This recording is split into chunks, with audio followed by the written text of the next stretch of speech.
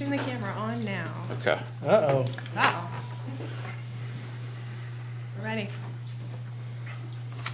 All right. We will go ahead and call to order the Planning and Zoning Commission meeting for Tuesday, September 26, 2023. We'll go ahead with the roll call. Chairman Ryan Green. Here. Jesse Koppel. Here. Ben Lee. Here. Walter Robb. Here. Steve Dyer. Here. All right, we'll go with the Pledge of Allegiance.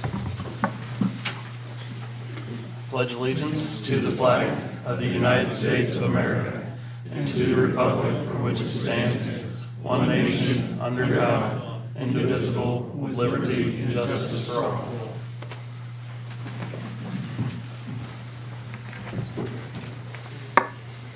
All right, first thing we'll do here is public comment on matters not on tonight's agenda.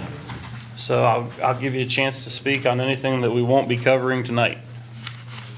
All right, and hearing none, we'll go ahead and, we're gonna go ahead and move on to number 5, the application Z-23-169, COA and sign variance for 65 West Coshocton Street. And I will let our staff take it away. Mr. Chairman, there has been a slight revision after it got introduced to design review tonight, and I want to bring you all up to speed as far as what is now the scope of what you'll be looking at. So, let me get a visual here. So originally it was a variance. You go at the same time. You originally had been looking at a variance for multiple items. One being the ability to put 2 signs on a building where our code only allows for 1. That is no longer necessary per the applicant.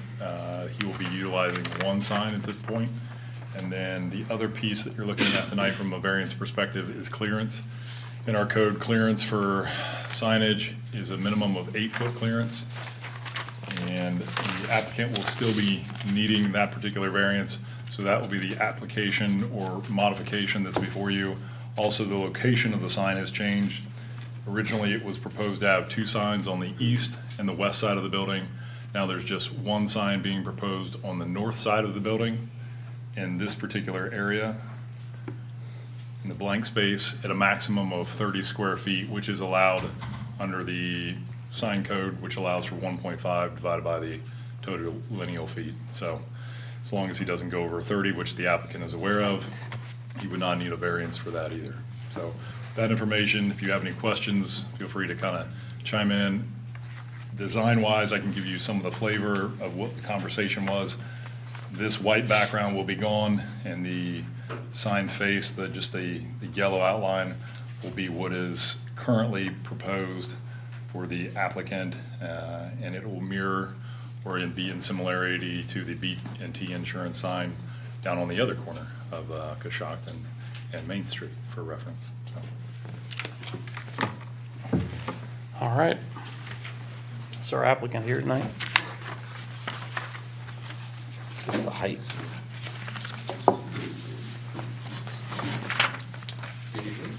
Good evening. So Sean gave you a really good introduction there, and I think we've pretty much spoken everything we can. Do you have anything you'd like to add to that? No, you've covered everything. Okay. Are there questions from our commissioner? Yeah, what is the height of your building? We estimated earlier 7.5 feet. I think we don't have an exact number. Okay. So I mean, the height of the building is even with that? Yes. Under It's the- 8 feet. Do you plan a second floor? No, I'm just, so, and even if you put it up there, it would become a roof sign, and those aren't allowed in that space anyway. Is there anything with respect to the projection of the sign, how thick it's gonna be, how deep it's gonna be? Less than 2 inches, relatively thin. All right. I would just say for me, looking at the practical difficulties, 1133.03G 1 through 8, I don't see how any other measure could obfuscate the need for a variance in this space. Signs we've been talking about, overall, this seems pretty straightforward. It sounds as if a lot of the issues that, or questions that I had were worked out through design reviews already. For me, it makes sense to grant the variance for this. What's the material of the sign gonna be? Undetermined. We're gonna determine that 2 weeks from now. either wood or a wood and PVC mix. It's be downlit. Is that correct? Is there any lights on it? Yeah, the light against the phosphine right above the sign, pointing down at the sign.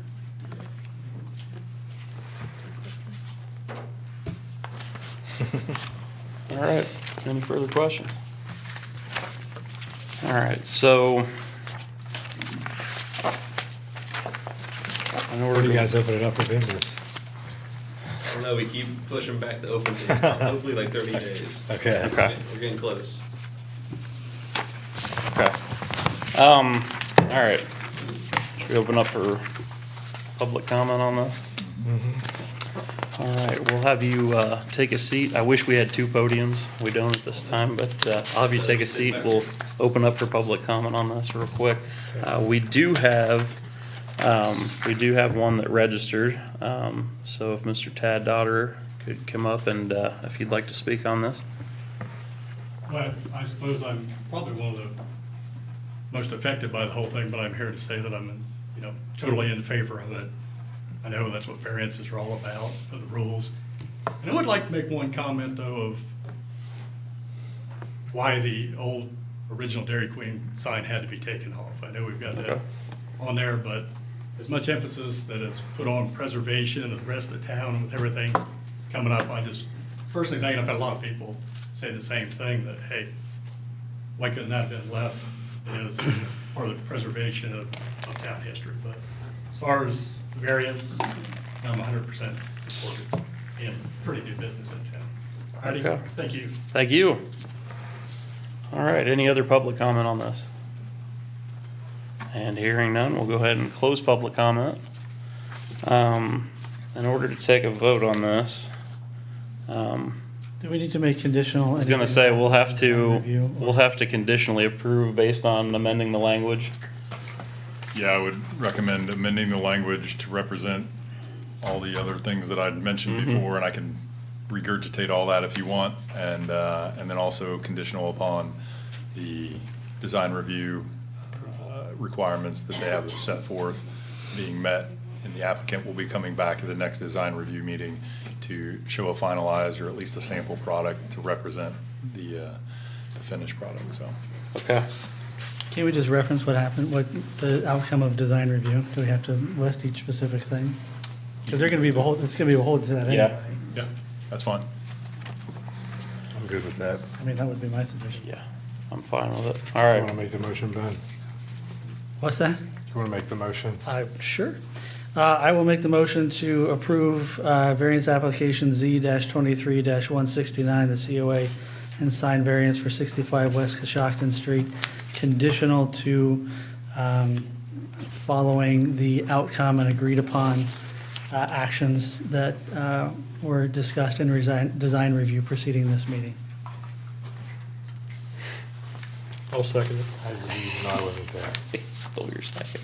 All right, we'll go ahead to the roll call. Ben Lee, Yes. Steve Dyer, Yes? Jesse Koppel, Yes. Chairman Green. Yes. Walter Bob. Yes. All right. Well, pending our staff review there and a couple other things, you'll be moving forward. So I appreciate you coming out tonight and, You have we'll to go stay ahead. for the rest of the meeting. Yeah. We should make that a condition. You have to hang out for the rest of this. You have to take, you have to do minutes. You have to do minutes. Yeah. Don't leave. So anyone who is here for the sign variance tonight, feel free to head out because the rest of this could get a little dry for you.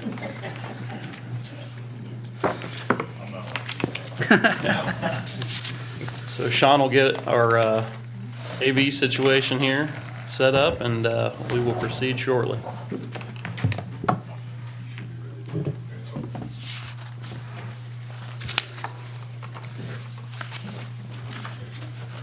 All right, so we will move on now to application Z-23-175, the zoning map amendment and preliminary development plan tabled on 9/12/23. We'll have to make a motion to bring this off the table, correct? Yep. Yep. So moved. All right, is there a second? Second. All right, and can we go all in favor? Aye. Aye. Aye. All right, so this application is off the table, and I'll have our applicant come up. And I think everybody has pretty good background on this, so I will forego our staff background on this unless you have anything you'd like to add. No, I think we covered a lot last time, so being that it's tabled, Yep. pick right up where you left off. Sir? Great. Well, thank you all once again for another opportunity to be before you for this project. My name is Aaron Underhill, and I'm an attorney with Underhill and Hodge, and I'm representing the Johnstown Land Company.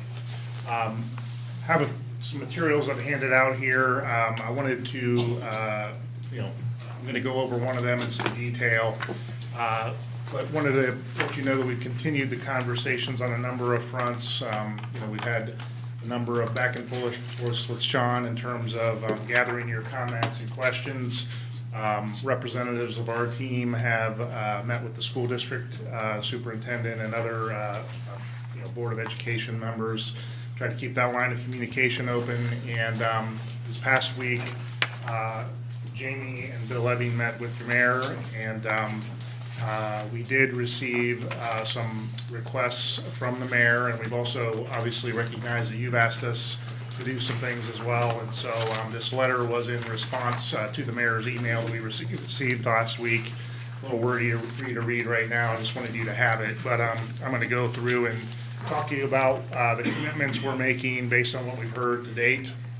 And we have not at this time submitted a revised zoning text, but intend to do so here shortly. I wanted to have this meeting and wanted to walk you through at a high level what we were going to do, and then I'm welcome to get into that sort of the nitty-gritty, if you like, of your more nuanced questions. But we're very cognizant that the big deal with this project is the residential component, and so density, as it is in a lot of places, has been a major question. So we've gone back. We still contend that this is an important part of the project for various reasons, especially to support the mixed use, but also to provide living opportunities for all these jobs that are coming our way. But what we're going to be doing is making a commitment to reduce the initially permitted density from what was 1,221 units down to 900. This reduction of 321 units is just over 26% of the total initial proposed density. Now, we would like the opportunity, as I say in my letter, to provide the opportunity for you to have us prove it to you that we're going to deliver the type of product that we've been representing we will. And we sort of want you to trust but verify, as one of my favorite presidents once said, Ronald Reagan.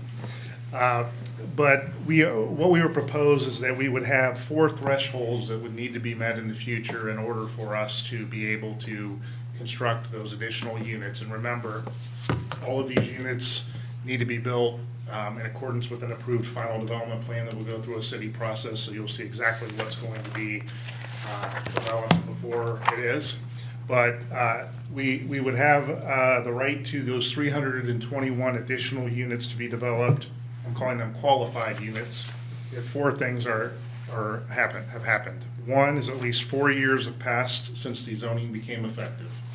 So that ensures that, in addition to some other commitments we're going to make, that you're not going to get all of these units here all at once and early on.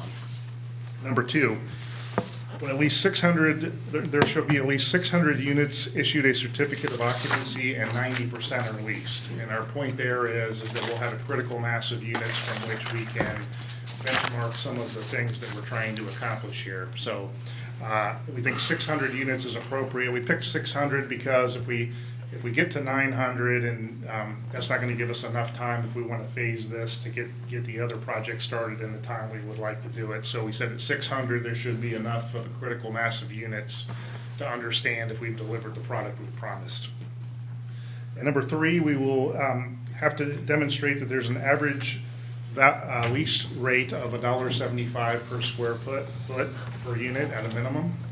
So that ensures a quality of product. Obviously, the higher the price of the unit, the more the rent will be, and that's all related to improvement costs. And then lastly, we will have to demonstrate that real property taxes and income taxes generated from the multifamily that has been built in the district to date will have, those in the aggregate will have exceeded the cost to educate the students that are residing in this district. So we'll have to demonstrate it's a financial win for the schools. So, threw a lot at you, I'm sure, after I get through this, we'll come back and talk a little more about that.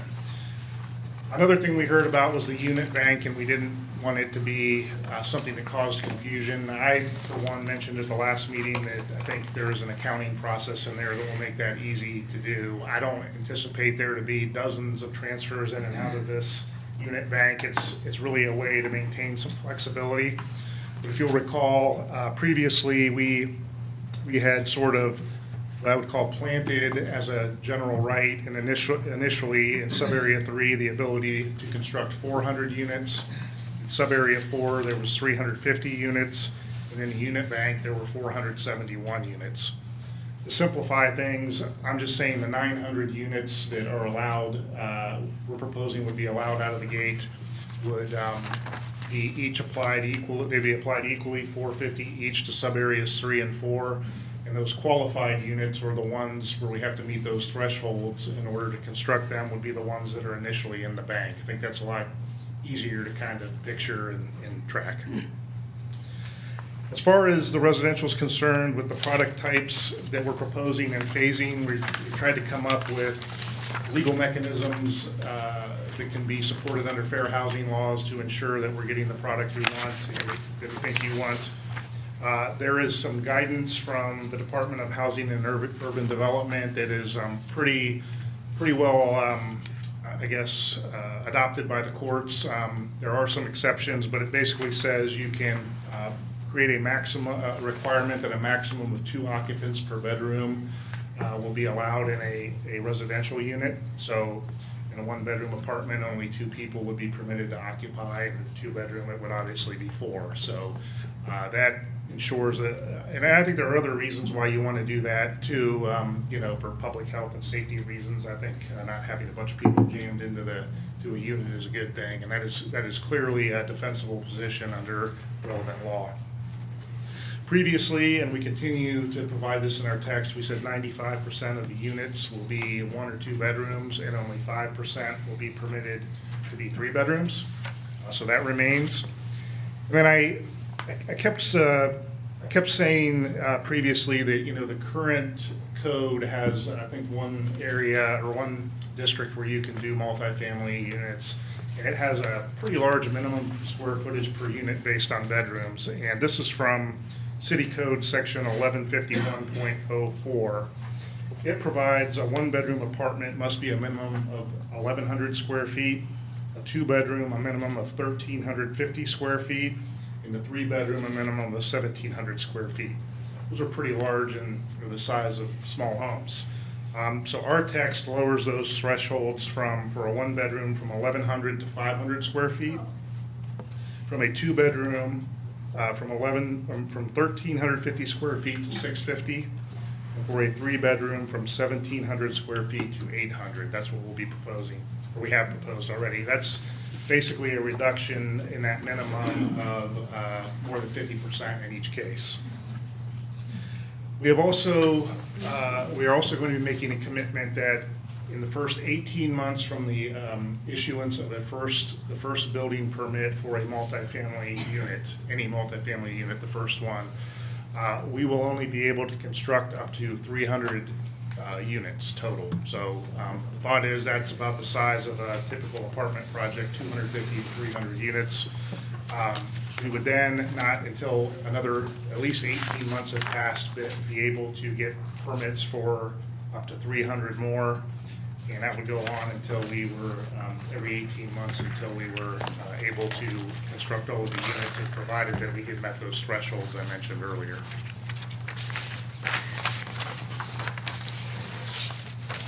Parkland and open space. A lot of questions about that, and we understand this is very important to you all, to the community. Your code, which is in the PD district code in 1164.09, I wanted to go back and take a look at that and brush up on what it said. It requires a minimum of 1,500 square feet per unit of parkland to be dedicated to the city. So this is public space, and so think we all did the math last time, and it's just over, it's at least 10% of the site. If we were to build all the units, would need to be dedicated parkland.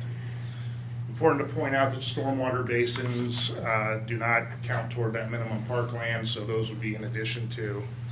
Now, I think there's some thought that maybe we as the applicant come in here and look to write a check and pay a fee in lieu of providing that on our site. I want to be clear that your code itself provides a provision that allows for that to happen. It says parkland dedications may be waived, may be. It's not a requirement by the city council through the adoption of a resolution. And if waived, a fee in lieu is required to be paid to the city at $45,000 per acre. And there's an escalator of 7% on that price every 3 years. And those fees must be deposited into a fund that is specific for parkland purchases. But if an applicant does request a fee in lieu, the city council can tell us no. They have every reason or every ability in the world to tell us no and say you have to do it on site. And so this is not permissive for us, it's permissive for city council. So to the extent that the city council prefers not to have that money and wants the parkland on the site, we have an obligation under the law to provide it. So I wanted to point that out. As to open spaces, those are what I would call privately owned spaces that are maintained privately as well. The text, as it was written and continues to be written, says that 1 1/2 acre of open space is to be provided for every 100 residential units or a portion thereof for a multifamily community. At least, and we're going to add that at least 2 of the following features will be required to be included in each of these open spaces unless there's a special environmental condition like a treat area we want to preserve. These would include items such as paved or mulched leisure trails, private dog parks, pickleball and tennis courts, outdoor pool, pavilion, gazebo, bench seating, and other recreational, social, or sports features as you may approve as part of the final development plan. So I think the thought was we want to make sure that these communities are amenitized, and that's our commitment there. Also wanted to point out that overall the text requires 20% of the entire district to be of a pervious surface, or in other words, unpaved or unbuilt upon. The other thing we heard loudly and clearly is connectivity. We want to make sure that this isn't an island in and of itself, and we agree with that and want to be part of that solution. The text required and continues to require an 8-foot wide asphalt leisure trail along all portions of the district that abut Duncan Plains, Clover Valley, Green Chapel, and Mink. New streets internal to the district must have a 5-foot wide concrete sidewalk on both sides and may have an asphalt leisure trail on one side instead of a sidewalk. There is a north-south street that's intended to come into what is sub-area 4, the mixed-use area, and connect up into sub-area 3 to provide access for sub-area 3 down to Green Chapel. We have made a commitment for a leisure trail on that new street at the time it's platted as well. And then we are agreeing, and it's not appropriate to be placed into a zoning text, but in the letter I provided to you, we're committing to a meeting with city officials, whoever on your side of the dais you may feel appropriate, you and your administration, to be in that meeting. We would love MKSK to be there. We'll provide our representatives to start putting together the bones of a plan for a leisure trail system that's throughout the community, and we're willing to pay for MKSK's time. At least at that initial meeting, we'll figure out where it goes from there in order to make sure that's not a financial burden on the city and to show our commitment to making sure that we're a part of that process. The last thing I'll say is this district name. My latest working title for this plan district is Johnstown Opportunity Plan District.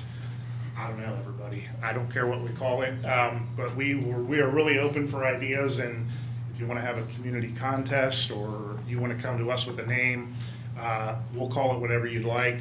I want to point out that the name of the district whatever we come up with is really just a placeholder so we can identify the zoning. There's nothing in the text that says that's what this area is going to be called. You know, we want a name in the long run that evokes pride in the community, that is marketable for our project, and so we're all ears. But I don't want anybody to think that whatever we place at the top of this text is what it needs to be called going forward, but we are in fact open to ideas. So I know I've thrown a lot at you. I thought maybe providing this summary up front would be helpful to guide the conversation. I know we're prepared as well to go over each bullet point that Sean sent to us and answer questions, but I guess I'll leave it at that and maybe see if you'd like to start by talking about these big picture items. All right. This time I'll go ahead and open to questions from our commissioners, or we can go public comment. I would like 2 minutes to read the letter. You want 2 minutes to read the letter? Yeah. I All right. appreciate the summary of it, but I would. We can go to public comment while you do that. I mean, it'd be awkward silence for 2 minutes. I know, that's what I'm saying. I want to keep the, But I want want to to keep the pay meeting attention. flowing. My point is that I've read hundreds of pages of this stuff, and I don't want 3 to get in the way of it. And I appreciate the summary that was put in front, but I would like to read the letter because it's literally dated today. So, and I know nobody else, I assume nobody else has read it either. That's okay. No, we have not. Okay, that's all. Okay. All right.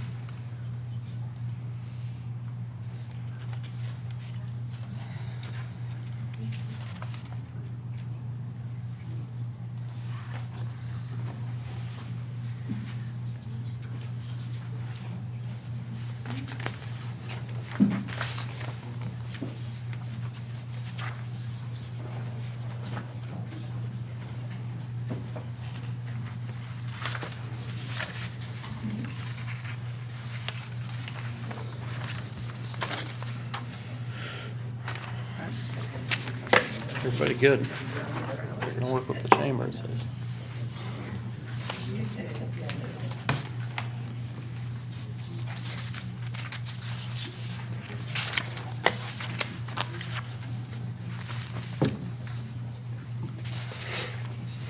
All right.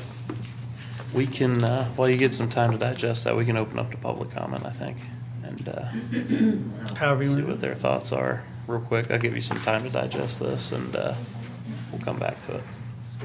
Okay, However you wanna do it. Good with that? I'm good with that. All right, so at this time, we'll give our commissioners a little time to digest that. I want to open up to public comment. I appreciate everybody who registered before the meeting. I do want to remind everybody that we will keep you to 3 minutes as we have a large crowd size. I request that anybody who's come as a group kind of informally elect a leader and allow that person to convey your thoughts. I will let our public come up and speak, and then I will bring our applicant up after that. We'll try not to have a crossfire of questions here, as we only have the one podium. And we will go ahead and start off with first on the list here, Connie Ryan. Do you want us, the family, all to come at once then? We feel the same. Hi, my name Thank is you. Connie Ryan. I'm a longtime resident of Johnstown, and I support annexation of anything we can get back into our village. I think we need to get as much land as possible. So yes, we're for that. And thank you for wonderful fireworks. You did. Say thank you. Thank you. All right, hopefully that was representative of your group. The three of us, so you can move on. Okay, all right. Next, we will move on. We will move on here to Peggy Dirth. Or, that's what I thought. I was gonna say, that seems like, yeah. Terry Fetters. And Terry Fetters, that's what I was gonna say. So, all right, I'm starting to know all of you guys, that's great. So we'll move on to Molly Gammersfelder. And Molly, thank you for coming again. We remember you from the last meeting. I'll be up here all We appreciate your time. Well, I just wanted to point out, and I mean, there's obvious reasons why we want to do apartment complexes here in Johnstown, but I just wanted to point out, and again, there's a lot of people in Johnstown that don't want this. And I just wanted to point out, there's lots of room for housing besides Johnstown. New Albany has room. Morse Road is right down the road from Johnstown, and when you look at Morse Road and all the dead, well, I mean, they used to be fabulous ideas of people, Northland Mall, all the failed businesses down there on Morse Road. It seems to me, and actually somebody suggested this to me from Columbus, that we could use that as housing too. I mean, everything doesn't have to be here. I just can't imagine what it would be like to have all the housing that's being proposed. And it seems to me more logical to use that space for green space. I mean, again, it comes back to, let's make Johnstown something different, something unique, a place where people want to live, but you're not living. I mean, I can think of areas even of New Albany which are not attractive because they're just a morass of businesses, apartments, gas stations. I mean, it's not attractive to me. So I don't know why we would want to go down the same road, and it seems to me that that's the road that we're going down. So I just wanted to throw that out. I know I've been up here lots and lots of times over the years. And one thing that I can say about Johnstown Council, especially in the most recent council that we had, was that council did listen to us. And there's been some memorable occasions where council did listen, and we actually did get our voices heard. So I hope that that's the case for this one too. We appreciate your thoughts, and we hope that as you listen to us tonight, we'll address some of your concerns and make it work. Thank you. All right, and we will go on next to Ms. Van Schoik. I even put Mrs. Van so I could make it easy for you. Hey, I try to get your name Yeah, complete. I appreciate it. And I answered to anything that closely resembles it. Okay, so I work, and my name is Mano Van Schoik. Most people know me as Mrs. Van. I've been in the community for about 29 years. And for a living, I started a nonprofit organization 26 years ago. And what we do is basically environmental education. And in the last 26 years, we've come in contact with over 722,000 people and done over 4,500 different environmental ed programs in Central Ohio. And I know a common thread at the last meeting that I attended was about parkland and green. But what we have to remember is parkland and green space doesn't always equate habitat for wildlife. And this is one of my priorities, not only in what I do for a living, but how I live my life. So as Molly said, and you had me thinking, Mr. Green, because you said it's not as easy as just us saying no. So I was laying in bed, so I lost some sleep, and I'm going to blame that on you because the wheels have been spinning. So if we're going to have projects like this, excuse me for being blunt, but shoved down our throats, then I guess, like what Molly said, is let us have a voice in how it should look, the community should look. So I'm going to make some suggestions. Johnstown needs maybe a niche, and maybe this would be something that would put us on the map, but I think we need to look at becoming a green city and be a model for other communities, so embracing habitat and nature. Any development that you approve has to meet certain criteria, such as planting only native trees, shrubs, and flowers. How about lights? Should be those that especially are made to point down and don't contribute to light pollution. Buildings should have bird-safe glass. We've lost a third of our bird population since 1970. And the top reasons for that is, number one, loss of habitat. Number two, outdoor cats. I'm not even approaching that subject.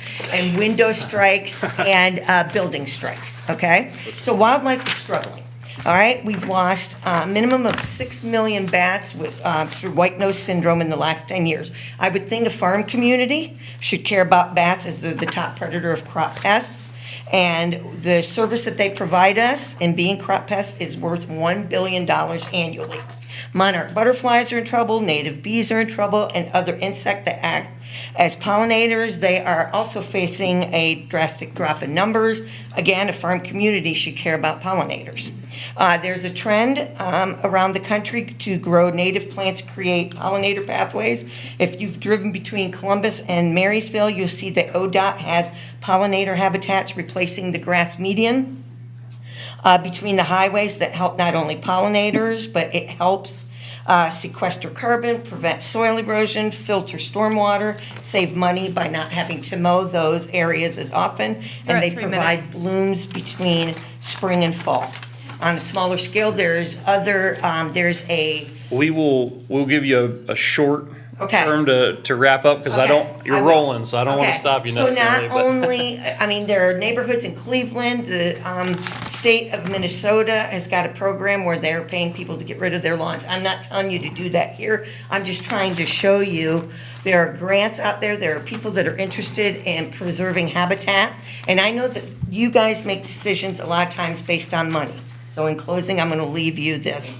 Ohio has more than 2 million plus bird watchers that contribute more than $26 million and 283 jobs just in northern Ohio alone in that economy. And wildlife tourism in Ohio contributes $3.6 billion in Ohio. And I just give you these numbers because there are a lot of us, I think, that want to see habitat safe for wildlife. I So agree. thank you. All right. Thank you. Thanks so much. I appreciate it. Thank you.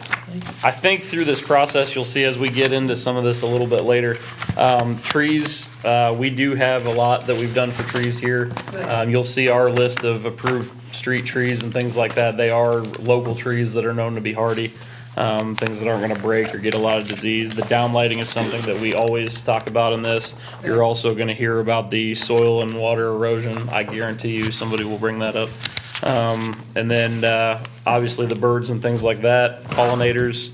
If you saw my Facebook this week, I did post about the pollinators, so that is something, that we definitely look at too. And I think everybody's trying to do something for. It seems to be something that's pretty popular right now. Good, thank you.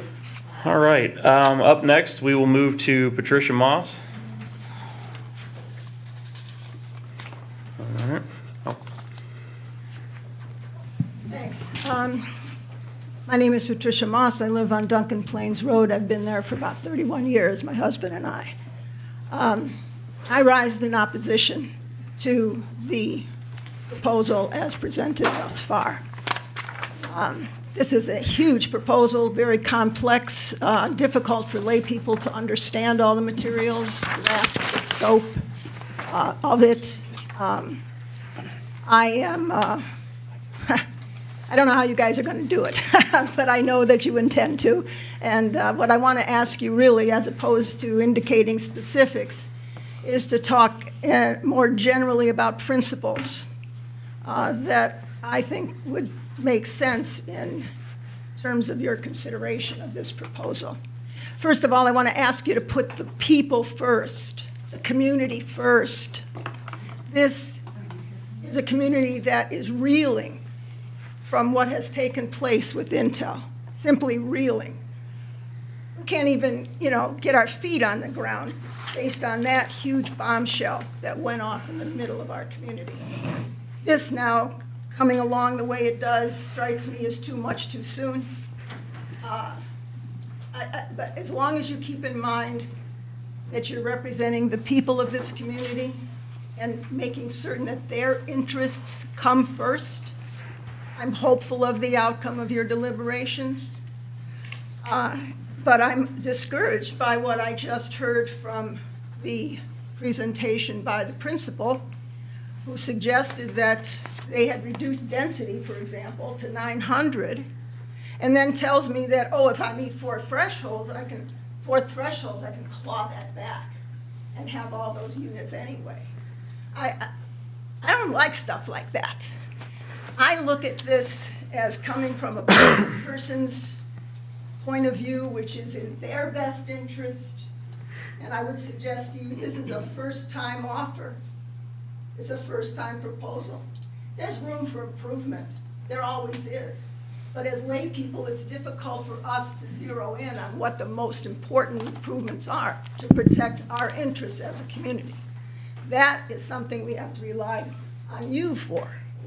So I'm asking you to please put the community first. Remember that we live in a rural agricultural area, the habitat, the native, thank you. These are the things that concern us. And I would ask you to please put yourself in our shoes and think about that first.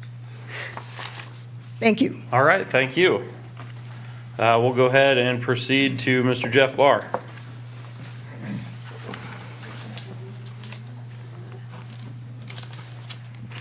Thank you, Mr. Green. I can't echo those words strongly enough about putting the people first. 2 weeks ago, I was here. I wanted to make a clarity statement that the 42 acres that would be part of the zoning requirement for parkland, it might have come across that I thought the parkland should be in this development. That is not what I had meant to say or come across, but we certainly need the 40-plus acres for parkland for the people of the community, which is our children, right? That next generation coming up. As we currently have, we do not have such a park space for children to play soccer, lacrosse, etc. I'd like to remind this commission, as well as the New Albany Company, that in the early 90s, they had the foresight to donate or give the original 55 acres of land of Bevelheimer Park, which is now 110 acres today, which is a mecca, if you will, where that community goes to socialize, to play sports, to recreate, to walk. They just completed a multiple pickleball courts where people of all ages play out there. So this commission, if I was in your seat, I would deny this petition unless those 42 acres can be identified, not necessarily in this 407 acre development, but somewhere, maybe their own existing holdings. And I know that they could pay in the lieu of fees of around 1.8 million. That farmland going towards the 62 corridor towards Utica probably sells for $150,000 or more now. That will get you 12 acres at $1.8 million. 12 acres is not big enough. We need that 40 acres, just like the New Albany Company and the city of New Albany saw that as part of a vibrant community going forward of what is needed for a community as it grows if this development should be passed.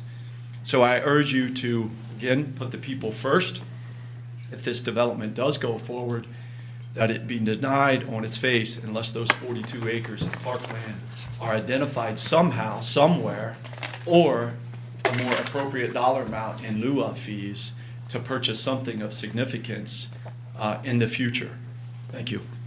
Thank you. All right, we will move on next to Chad Harrison.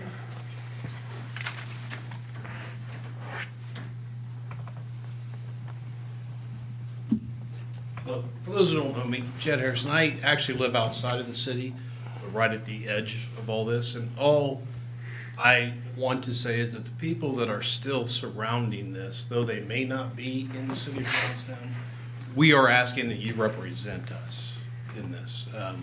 Though we are not in those city limits, we still represent Johnstown. We still consider ourselves Johnstown. I mean, myself, I've been part of the Youth League, part of the Fire Levy Committee, and I still serve on the Johnstown Hometown Heroes Board. So this that is coming up against our back door, we just hope that any considerations you give for development and planning includes those people, at least in your mind. All right. Thank you. All right. Is there further public comment? Anyone that didn't register? That's okay. We'll give you a chance to speak. All right. Hearing none, we'll go ahead and close public comment and open up to questions from our commissioners. I'll just make a clarifying statement real quick, just so we're on the same page. The process that this goes through, it's this board does not issue a denial or an approval, it's a recommendation that goes to council, just as a heads up. So we will take it and we will recommend it. There'll be a second phase that goes to council. So we may end meetings here. And again, this is a preliminary. There's still a final if this continues to move forward through zoning and through council. So just FYI. Sorry. All right. Are we open up now to the board? We are opened up now to the board. Anyone who'd like to speak?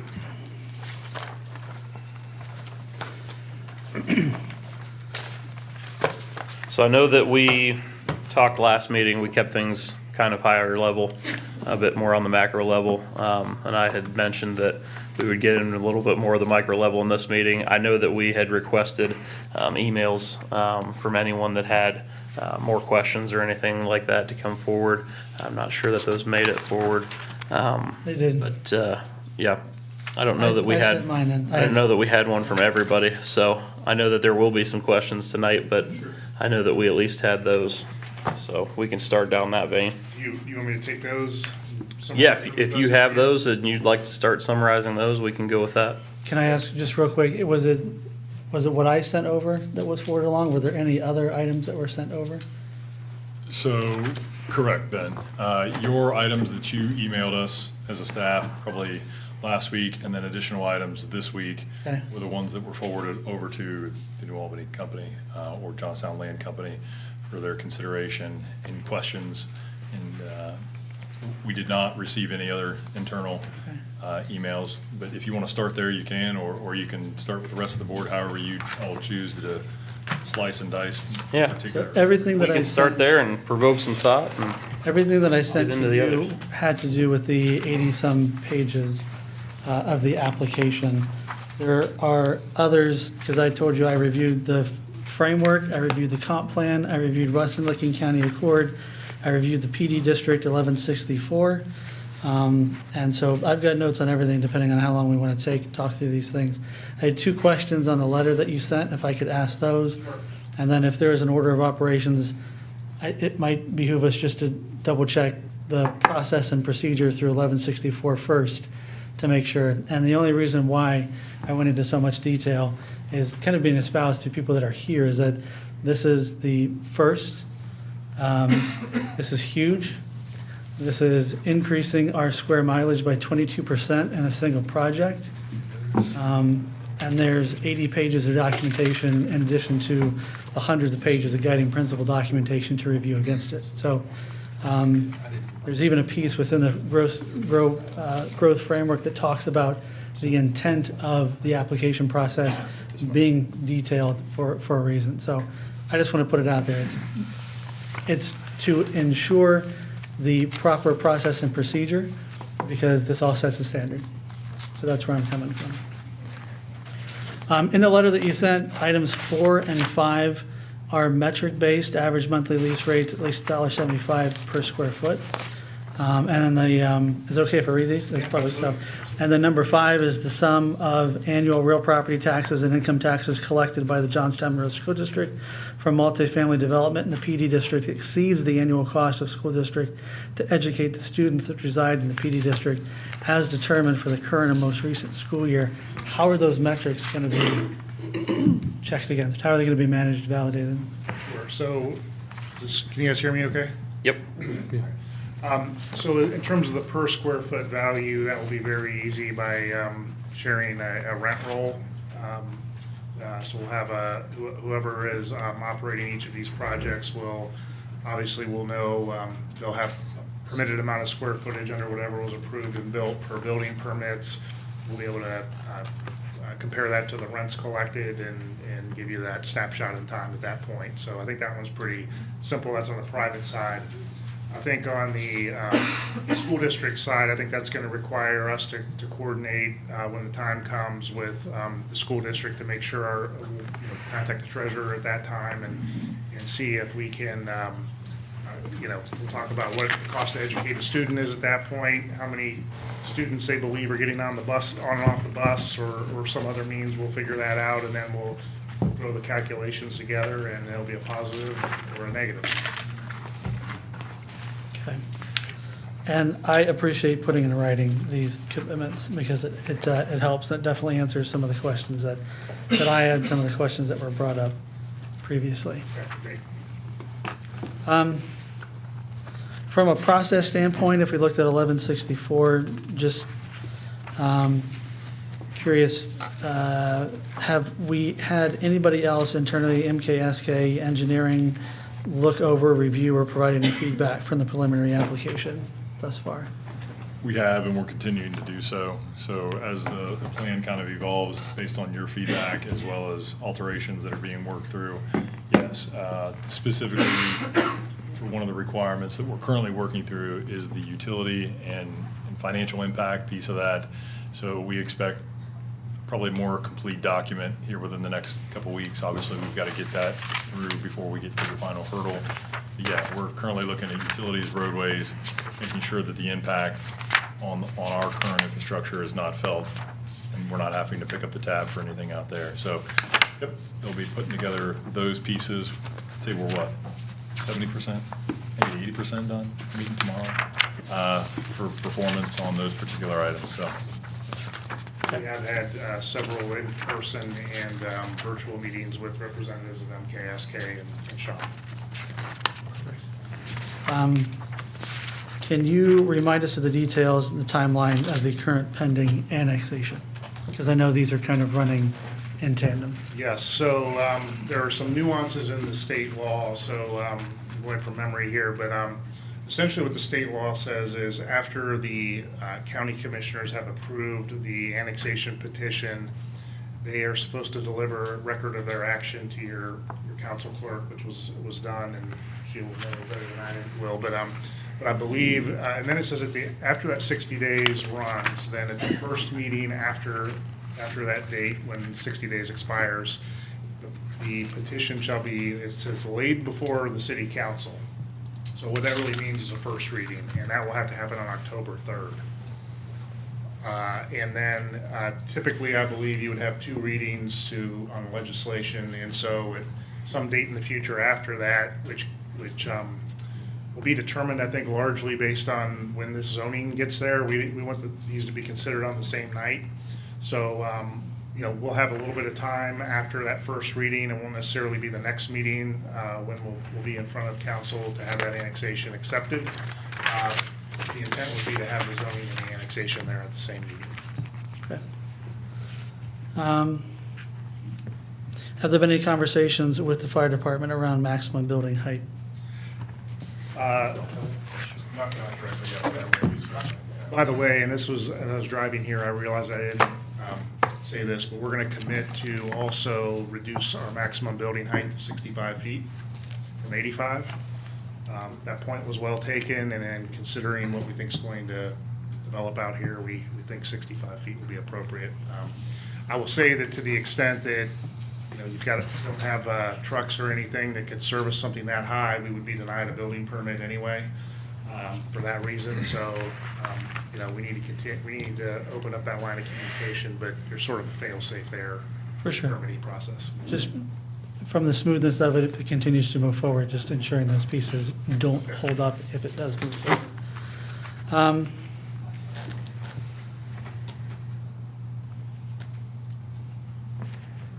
right. You guys are taking away my penthouse suite? Your You just breezeway. had a variance before you get to a variance. I see it both ways, because if you have the height, you get rid of the sprawl, but if you can't service it and it's not safe, then you can't do it. So I see it both ways. So you talked about the utilities, the utility aspect, the fiscal impact. So those are 2 questions that I had. The parkland space, I was a little bit confused. I agree, and I think we talked about it last time, about defining exactly what it's going to be used for. I believe that is an item within the ordinance that talks about it. It is 1164.09A. It talks about open space, but I believe it specifically mentions locations and sizes of parkland shall be provided in the final development plan. Right. So the expectation here, I know it's been brought up, I think it's been well received, and I share a lot of the same. I think we talked about a lot of it too last time. It'd be good to define what acreage is being used for what, be it recreation, be it preservation, et cetera. But just to put it out there, in our zone, it says the parkland size and location shall be provided in the final development plan applications. So I think the commitment to it would suffice the requirements for preliminary, but the detailed piece of it would be held to the final. Is that right? Absolutely correct, yeah. Okay. That's when you talk about things like programming, location, Right. and size, it's proximity to other things within the community. So yes, absolutely, we'll be having a lot of discussion, I assume, if we. We talked about utilities, density land coverage. So within the scope of the plan approval criteria, 116407, it has several items listed in here, one of which is item number 11. On balance, the proposed development is expected to have a positive economic impact on the city. I think there have been conversations already up to this point about phased development approach with respect to industry or jobs preceding housing. And I believe within your letter that you mentioned a couple of these different benchmarks of a proof of concept almost relative to being able to unlock additional housing. What can you share with us now about the potential, about the phased in aspect with jobs first and Sure. how that would affect it? So I'm glad you raised that. That's another one I should have pointed out. So we've made a commitment that we will not be able to begin construction on any residential units until at least 50 acres from the project have been conveyed and sold to a third party unrelated to us for development in sub-area 1 and or 2. And so if you'll recall, in sub-area 1 and 2, that's where the larger economic development type projects are the only things permitted. And, you know, I think there's a question about, well, maybe something should have to be built. The problem is, once we sell the property, you know, the end user is going to control when they start to build. So we've benchmarked what we can control, which is at least a 50-acre sale to a third party in sub-area 1 or 2, and cannot apply or receive a building permit until that point in time for a resident multifamily. So just thinking through that process, to me, that gives you the ability to unload liability and move forward with other development without delivering on the jobs piece. Because to your point, agreed, you can't control that next step. Neither can we. How do we both guarantee the results? I use guarantee freely because you can't guarantee anything. But how are we able to take that to assume that it is a positive economic impact because you've sold 50 acres? Well, I think it depends on how you look at who's impacted. Is it, so one thing that's going to happen is when a piece of property in those areas gets conveyed to a third party, one thing that will happen is pretty immediately, if not at the time of sale, it will come out of what's called agricultural recoupment. And basically, that agricultural recoupment allows a property that's being farmed to pay much less in taxes than market rate during the time it is farmed. There's a 3-year look back on, based on what would have been paid if that exemption were not in place. There's a 3-year look back upon a sale, and that money goes to all of the different agencies in the school district and the city to the extent they have they have a little bit of piece of that pie. So there's a one-time payment. The other thing that will happen is even on undeveloped land, there will be no abatement in place at that point in time, and that new value will be recognized immediately by the county auditor. And so the property value and the amount of taxes that are being paid from it will increase immediately upon that sale. So your benchmark, the benchmark you're using for positive economic impact is land valuation after a sale relative to taxes recouped by the city, but not direct via job creation. Well, I think if you're looking at that factor, you can't look at it in a vacuum of its relationship to the multifamily, right? It's, on balance, I mean, clearly over time, this project is going to generate millions of dollars for the city and the schools from income taxes. The hope is that. We hope, but, The hope is. I mean, given its location, I mean, it's inevitable. It's inevitable, and it's inevitable quickly. The amount of the price per acre that's being paid out in this area, all you have to do is look down the road. I mean, it would be very unusual for a project not to get started relatively soon after the property is purchased, just because of the amount of dollars that are involved. Typically, those closings don't occur unless it's go time. So, you know, anyway, it's the best we could come up with. We're open to other ideas, but you have our commitment that you're not gonna have the multifamily, you know, have a multifamily project with nothing else there. It's, you know, if you have another idea, we're open to listen. Yeah, I'm just, again, thinking back to the comments that I've heard from residents and heard from the city and things, the conversations we had last time. I know you can't guarantee anything. I'm just trying to understand the benchmark so that because I know when you look at housing versus jobs and versus industry and versus commercial, it's a net loss for the city with housing. It's a net positive when you talk about commercial, which is why we continue to emphasize the need for commercial, even without this 400 acres, to offset the burden of tax on the residents that's already been there. We have an income tax levy that's coming up in November because we have a gap to fill and we don't have enough commercial here to help offset that. Plus, we're behind pace with other communities with similar size in our region. But to that end, I still don't feel where the jobs piece, and again, I know you can't guarantee it. I know you can only control the factors you can. I still just don't feel the jobs piece and how, and I don't know if I'm missing something, how it's gonna offset the housing. If everybody's confident, would you be able to use a job creation sort of formula or a square foot complete construction formula instead of a sale formula? Like, what would your, I guess, thoughts on that be? So it's complicated only from the standpoint of, I think there are two ways this is gonna develop, not necessarily, it's probably both.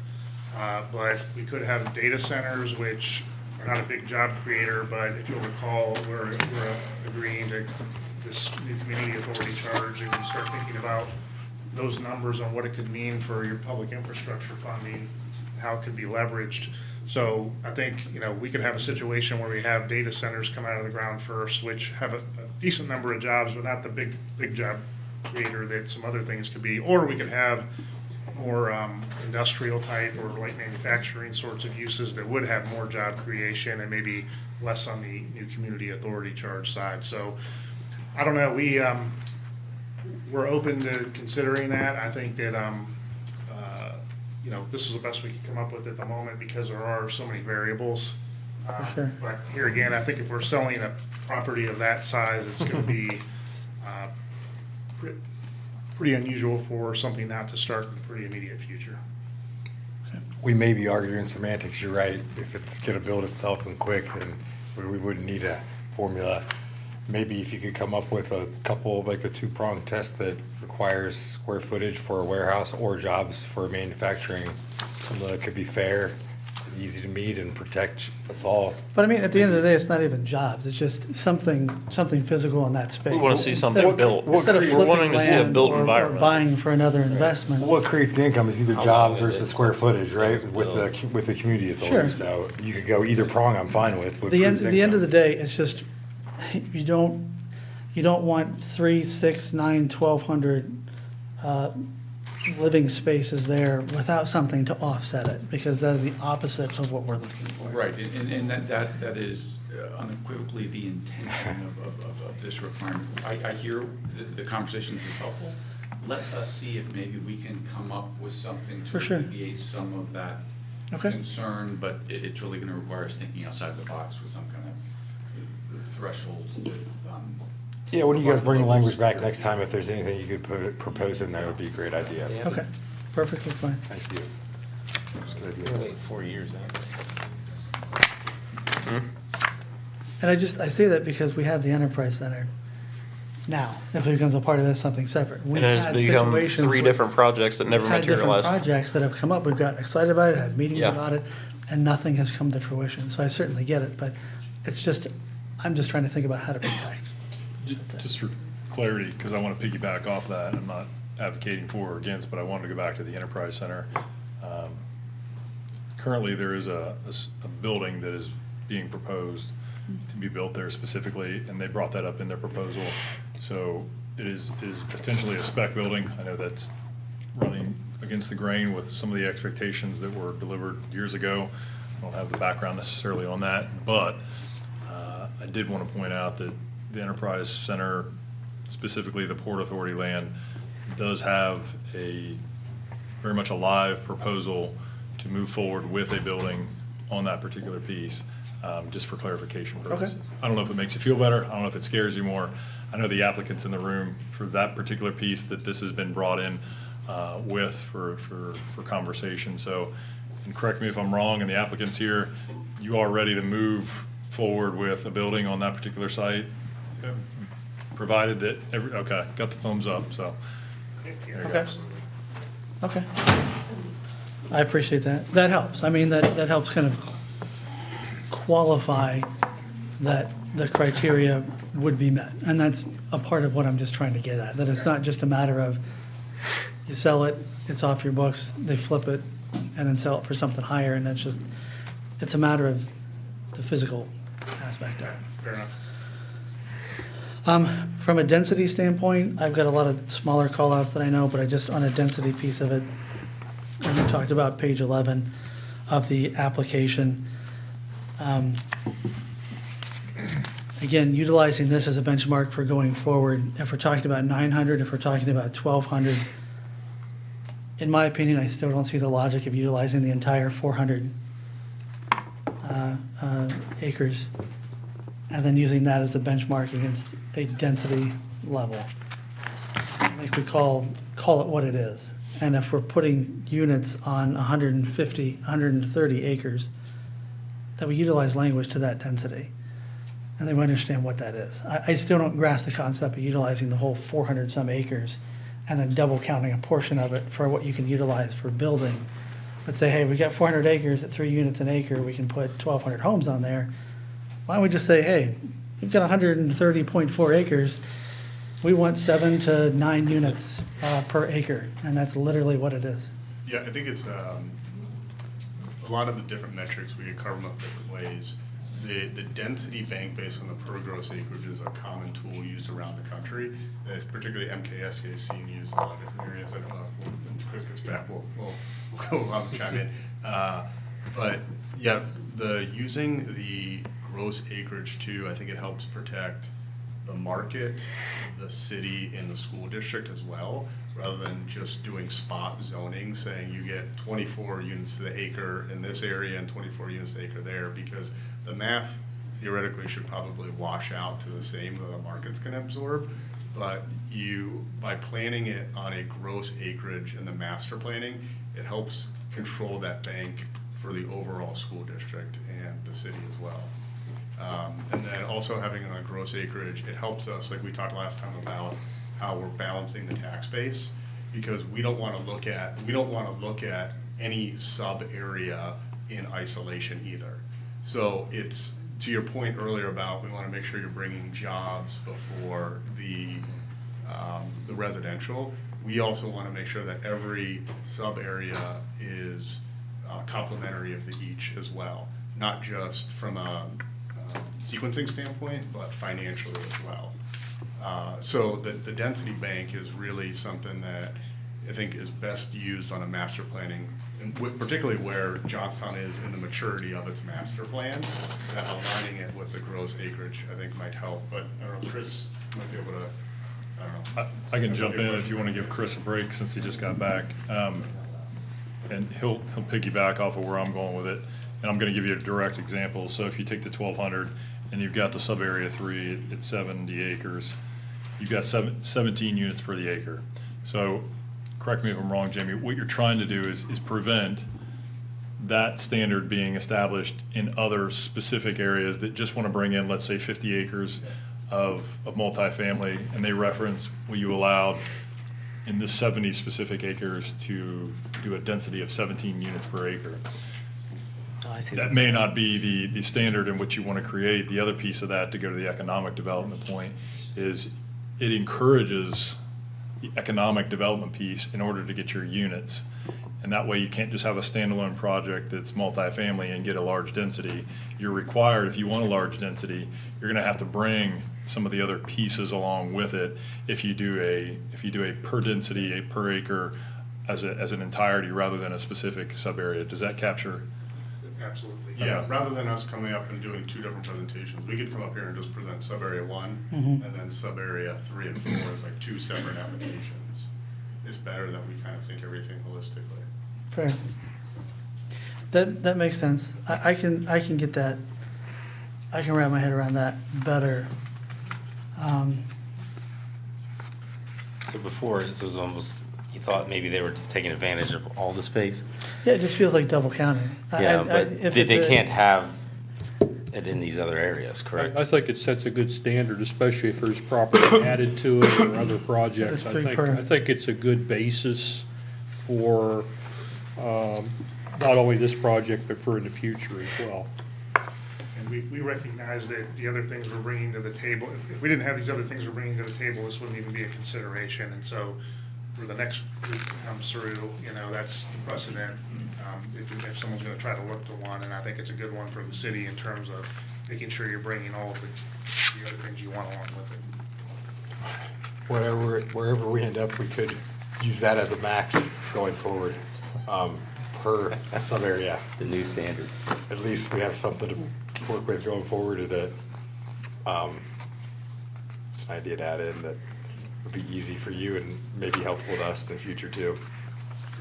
Okay, so that's fair, and that makes sense. At the end of the day, though, what we're talking about for those particular areas is not 3 units per acre. Yeah, the It's 3 units 2.2. per acre, it's hard to comprehend the scale, but I think Granville, for example, is 4 units per acre in their core area. And Grandview would be even more, much more. So 3 units is relatively, probably for comparable cities, I believe, below. Perfect. Okay. So. That's where you want to be? Huh? Yeah.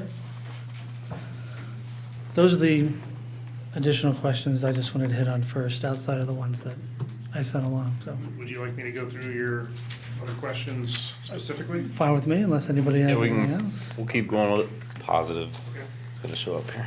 So, the first question was on page 1, where we state that the PD district is located within the land use framework area labeled as jobs. Was it the city's intention that this area be strictly jobs and manufacturing, or was the intention to always entertain a mixed-use development?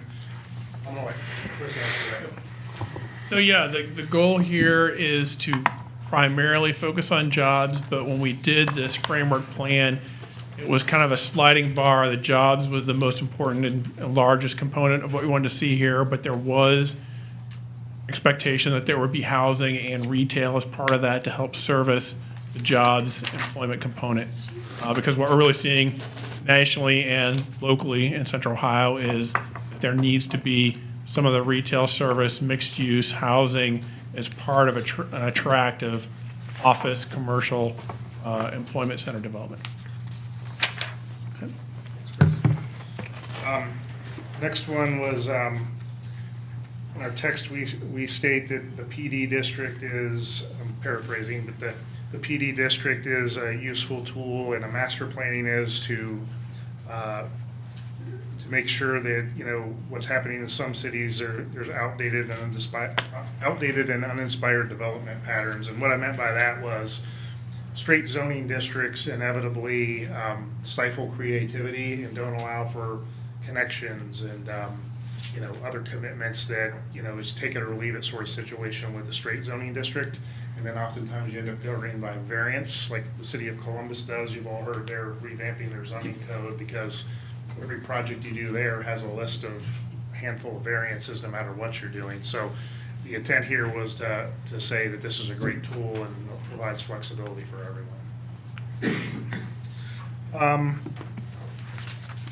Okay, section 2.2, it says the bottom sentence about permitted uses, separate rezoning application that would otherwise permit them. How would this process take place? So I think this is in the context of a similar use. Is that right? Let me make sure I got this right. It's a use chart. So where an X is used in the chart, this indicates that all uses in the category are prohibited from being developed or operated in the relevant sub-area without the approval of a separate rezoning application that would otherwise permit them. Right, and so basically, the uses that are in here are the ones that apply to the PD district or to particular sub-areas unless there would be an amendment to this rezoning. I could think of a situation, I always use the example of like a cell phone sales retail store, right?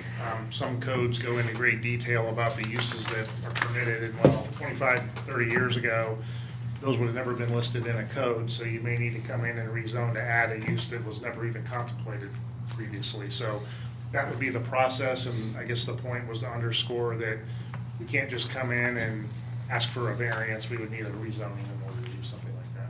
Okay. Let's see. Yeah, you made reference to the use of the words MF to designate multifamily or MFR. I did, you were reading it closely because it's like one of those things when you're the one who's writing it and reading it, you miss things. So I appreciate you pointing that out. So that'll be corrected. Section 2.3A2, what's the difference between veterinary services and veterinary medical services? I think that was just a drafting error, and I'll make them run the same, would be veterinary services. Section 2.3B7 on page 6. I think there's mention there of maybe sort of more public types of utility or essential service uses. It says, would it include a water or wastewater treatment plant or water towers? Yes, that would be allowed. Sean, would you maybe mind for the public, could you maybe scroll as we're going through the application so they can read it? Yeah, and I don't know if you have it up, or do you have it up on yours? If not, I can. Mine's not connected. If you don't. You want your questions? No, not the questions, the zoning text, it just might help. Yeah. But if not, that's fine. I don't want to hold anything up. I just That'll thought help our crowd follow along. just might be helpful.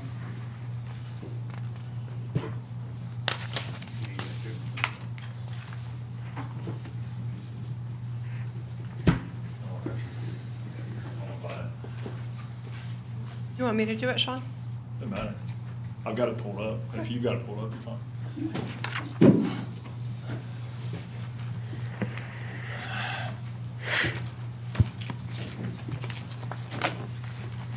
Actually, I am gonna let Teresa do it because I pulled up Ben's questions on my computer.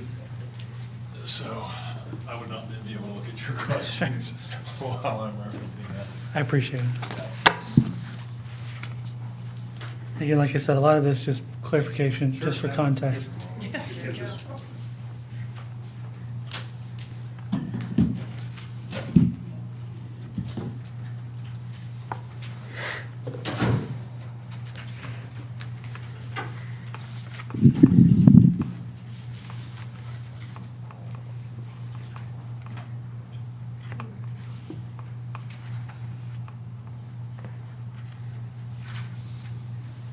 I think you can keep going until we get it out. Okay. Yeah, I don't think. Yeah, it'll be up momentarily. So I think we're on Okay. page 8, I believe. Yeah, page 8, section 2.3G8. Define what would be in this category. Do you have that category that you mentioned? Private clubs requiring the payment of membership dues or fees. So these would be things like a country club or a golf club, those sorts of things? You'd ask for a clarification on what that meant. Yep. Thank you. Right here. Okay. Let's see. Okay, do the car and truck washes include semi-truck washes? I said we'll make a revision to exclude that. That really wasn't the intent. Thank you. I have that on mine too. Okay, page 9, section 2.3J. Please help to further expand on what you mean by independent living uses. So these uses are intended to be senior-oriented. There's, in the industry for these sorts of uses, there's kind of a continuum of care from, you know, an independent living where you might have people who don't really need skilled nursing care, but need an environment that's more conducive to them being around other people, having social activities and things, but they usually have their own cars. Then you go down a step to assisted living, which would be more of the nursing intensive and going to the cafeteria. And then you step down to, or go to a nursing home eventually. So this would be like the first step of Yeah. that sort of aging Okay. process. So you said senior oriented, so that answers that. Thank you. On that same page, Yeah. with D, wholesale clubs and stores and lumber home improvement sales and service. Is that like Lowe's? Is that Sam's Club? Yes, so, and I want to point out that we've got, you know, we're mindful that we don't want a big string of big box retail out here. So we're allowing for 2 anchor users, up to 2. Maybe there'll only be 1, but, which would mean a user that is 75,000, takes up 75,000 square feet or more of space. And so that would be an example of that. We'd love to have another grocery store out here. That'd be our goal, but we'll see what happens, but that's what that was intended. So just to clarify, so you'd only take 1. So like if Costco came here, that'd be the anchor store, We would allow up to 2 anchor stores, but it, dependent on the square. that's right, but you can only have up to 2 of those anchor stores. Okay. There was a request to reword a sentence on page 9, 2.3L, which I will do. I do agree that was confusing. Page 10, section M, what defines finished grade and is mounding applicable? This has to do with parking structures, which may be constructed above or below finished grade. So when we're talking about height of building, we're talking about as it relates to other structures in the area, full well knowing that comparison to Intel, et cetera, is one thing versus compared to a currently used structure over in that area now. And, you know, parking structures aren't the most attractively visual structure you could have in a space. So what determines finished grade? Finished grade would be basically, you know, the graded elevation of a piece of land. Pavement level? Typically, the finished grade is established when there's a master grading plan that's established for a development project. It's based on utility elevations as Okay. well as, most importantly, stormwater Okay. and stormwater management. So that establishes the grade of the site. Yeah. So that's what that's intended to be the measure from. And I'm just thinking about too, you talked about, and I may be getting it wrong, pillar type parking where the parking is included inside of a multi-use building, Yes. right? I think similar to maybe downtown Gahanna area. Yeah, exactly. Right? Where the parking structure is wrapped Yeah. with the development. So just thinking, Part of that's submerged below the grade, right, it's underground. if we have a maximum height, just ensuring that somebody wouldn't get creative with mounding to make a building more prominently No, because featured. again, That finished. Right, so if grade- it has to do with underground utilities, Yeah. then that's fair, if that's the baseline. Okay, thank you. There's also a general definition in the zoning code as to measurement of building height, so it's about the average finished grade. Okay. Okay, so there is a standard, that's where I was going. Yes, Okay, yes fair. indeed. So those general definitions in the zoning code that aren't otherwise specifically redefined in here would apply. Yeah, okay, thank you. Next comment was 2.4 here, and I believe it is a question relating to maybe who makes the ultimate decision as to what a similar use is. I guess this whole concept here of similar use goes back to the example I just gave. Let's say that cell phones were just invented, and we have T-Mobile stores popping up everywhere, and we have a an area that allows retail, I would go to whomever at the city is responsible and say, hey, this is similar to a retail use, right? It's just, it's not in your code for obvious reasons, and then someone would make that decision, so you don't have to go through this whole thing. Sure. So I don't particularly care who it is that makes that decision. I don't know if your underlying code has a provision in there already. I may have said zoning inspector because that's what the code says. I think in one of our many drafts of codes that we've had is there was an amendment process where it was 2 people signed off on it, and it wasn't a single individual that determined it. So if it's zoning inspector, I think that's fine, and maybe this is more of a question for the city and the board.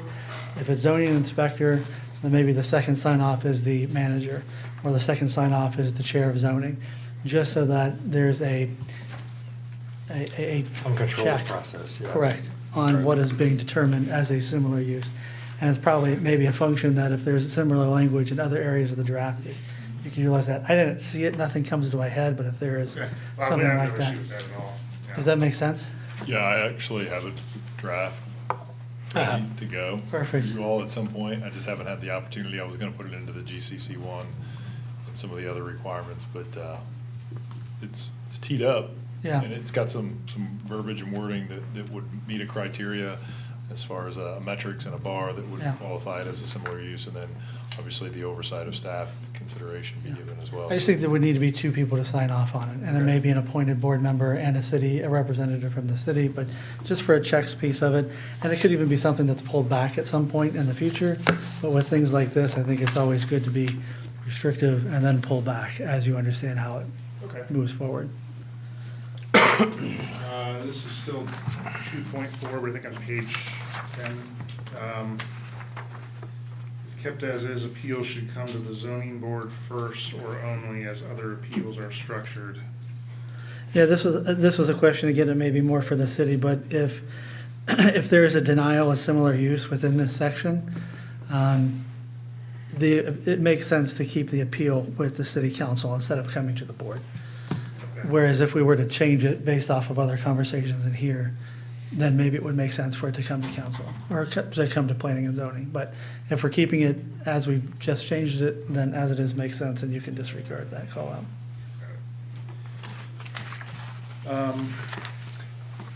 My suggestion last week is that it does come here, but. But if a member of zoning, if a representative of zoning and a representative of the city, if a representative of zoning is making that change Yeah, and approving that or disapproving that, One representative from this board and then the zoning inspector, is that what we're, the idea you're floating down? yeah, the appeal, in my opinion, should go to another governing body. It would go to council. Yeah, okay. Yeah, we didn't have that piece that there was someone from this board last time, so I'm all right with that. All right, page 11, Article 3, Section 3.2.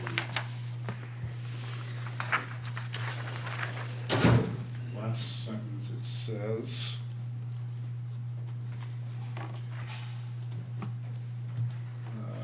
let's see. It's talking about items that are limited, such as but not limited to buildings and pavement as to what is defined as impervious surface. Oh, okay. Who defines the but not limited to?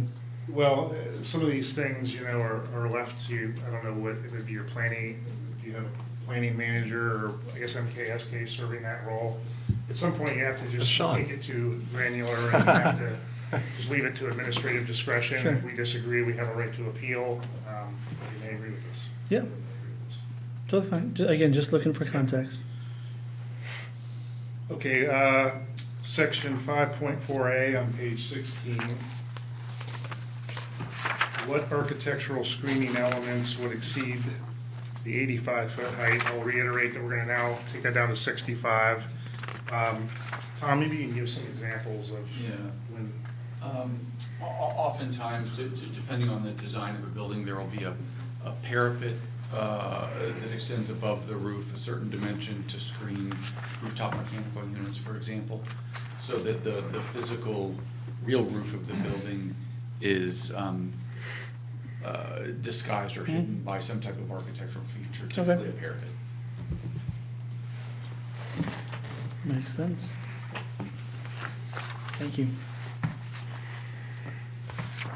Okay, the next one is a question about, I think, various, how windows are to be placed on a building, or you say something about certain things should be carefully considered. I think I said this last time, it's very difficult, especially when the city doesn't have an underlying design code that really applies to significant projects like these, that it's hard to objectify everything, right? So you provide some statements of intent. I think the architectural review process, either through a final development plan or this code application, will ferret those things out. And here again, there'll be discretion on the city's side with your staff, just as there was in the previous example, to tell us that it's terrible. I think that considerations are, when you're placing the windows on a building for design, are what's happening on the interior and what it looks like from the outside, right? Those things look into it. Yeah, just to piggyback on to Aaron's explanation, that was intentionally drafted as vague. You want your staff to have the ability to say, that looks awful. The windows are too small, the windows are too big, the windows aren't symmetrical, the windows are blue, whatever it might be. The quality and character of the applications and the plans that come before you, we want to make sure they have the ability to say, this isn't right, you need to fix it. Okay. So I might add something there that I don't know that we have the staff or the capacity to review all that stuff. We do have a design review committee. Have you guys thought about implementing that as part of the process, or maybe some kind of a subcommittee that just looks at your project? Maybe, I don't know, I'm just floating some ideas out there, just because our staff gets so bogged down that, are they gonna be able to be responsive to all this stuff in a way that we can feel comfortable that they're being able to have time to check stuff?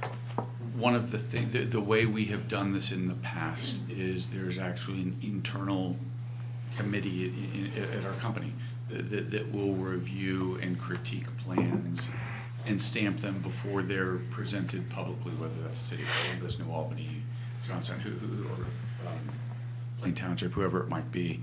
And that it's worked that way for decades. So that may be a tool that would be applicable here.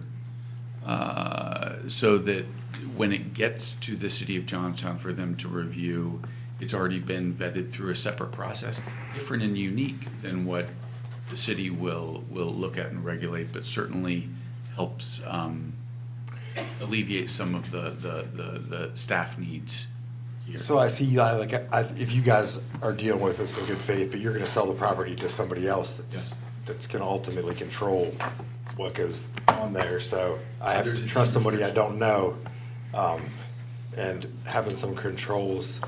They'll put a deed restriction on, has been some of the conversations we had. Yeah, I don't know that much about what we Yes, have to what protect happens ourselves. in New Albany is we have 2 or 3 different sort of business park associations that either through that document, which is recorded against every piece of property we own. It's like a HOA business, And right? it compels every owner forever to come back to us and ask us before they can do anything. Kind of a nice deal, right? But that's meant to protect our investment as well, right? We don't want something that looks bad up next to a piece of property we're trying to sell. And, we are a member, want to be a member of your community, a member of the New Albany community, and we want everybody to be proud of it. So that's very intentional, that sometimes we're the harshest critics. The other way to do it is through a deed restriction, so if you don't have the opportunity, if you have something that's outside the bounds of that original association, for instance, wasn't set up to be included, then we would place a deed restriction on the property to accomplish the same result. The other thing I would point out is that one of the submittal requirements for the final development plan, which would be a document that would come through either this body or through city council, is scalable depictions of architectural elevations, demonstrating design and character. So you would see those elevations and how various architectural features are, well supplied or not. have the ability to evaluate and cause changes to those before final approval. Can I play the devil's advocate for a second and say, okay, what if we get the final development plan comes in and it's totally something that we don't like the architecture on? The decision on whether that meets criteria doesn't give us a mechanism to push back at that point, is my understanding. Am I wrong there? Well, it depends on what you mean by don't like the architecture of. So you do have in the code that's provided a number of things that are, it's not a form-based code. It does not mandate a particular architectural style, but it does provide tools to hopefully that are frequently used to get to a desirable architectural result. That there's not mixture of architectural styles, that there's comparable use of materials on all elevations, that there's four-sided architecture, that locations of windows and doors are carefully considered. So I think you would have to articulate more than we don't like it, but there's a number of factors you point to say why it's not striking the right chord. I think to Tom's point, when there's subjectivity, that gives you guys the avenue to do that. And so, in many ways, that cuts against our side, right? Because that gives you the opening to legally disapprove it if you don't like something. So subjectivity is good for that reason for you on the city. Commission Member Koppel, if I could piggyback off of some of that. Currently, and this discussion has come up at council, I've been advocating heavily for the city to two things. One, bring a architect, at least as an advisory position, to be a consultant that would look over the architectural things that are presented to the city. Two, having MKSK draft in conjunction with the architect some type of architectural standards so that we have a baseline, and then that it makes it much easier to move on from there. And I don't want to say specifically because of this development, because honestly, this issue has come up throughout the rest of Johnstown, and whenever people speak to what makes Johnstown, Johnstown, what architecturally, that's something we need to define. And I think by hiring MKSK with an architect and sitting down with the public and having some open forums and deciding what those architectural features will look like, and they may be different in different spectrums as far as areas of Johnstown, but having some professionals that get involved with this rather than it just be myself or a volunteer basis. I'm advocating heavily and hard for council to invest in that, and I think they're definitely all in favor of that from the feedback that I've heard. It's just a matter of timing.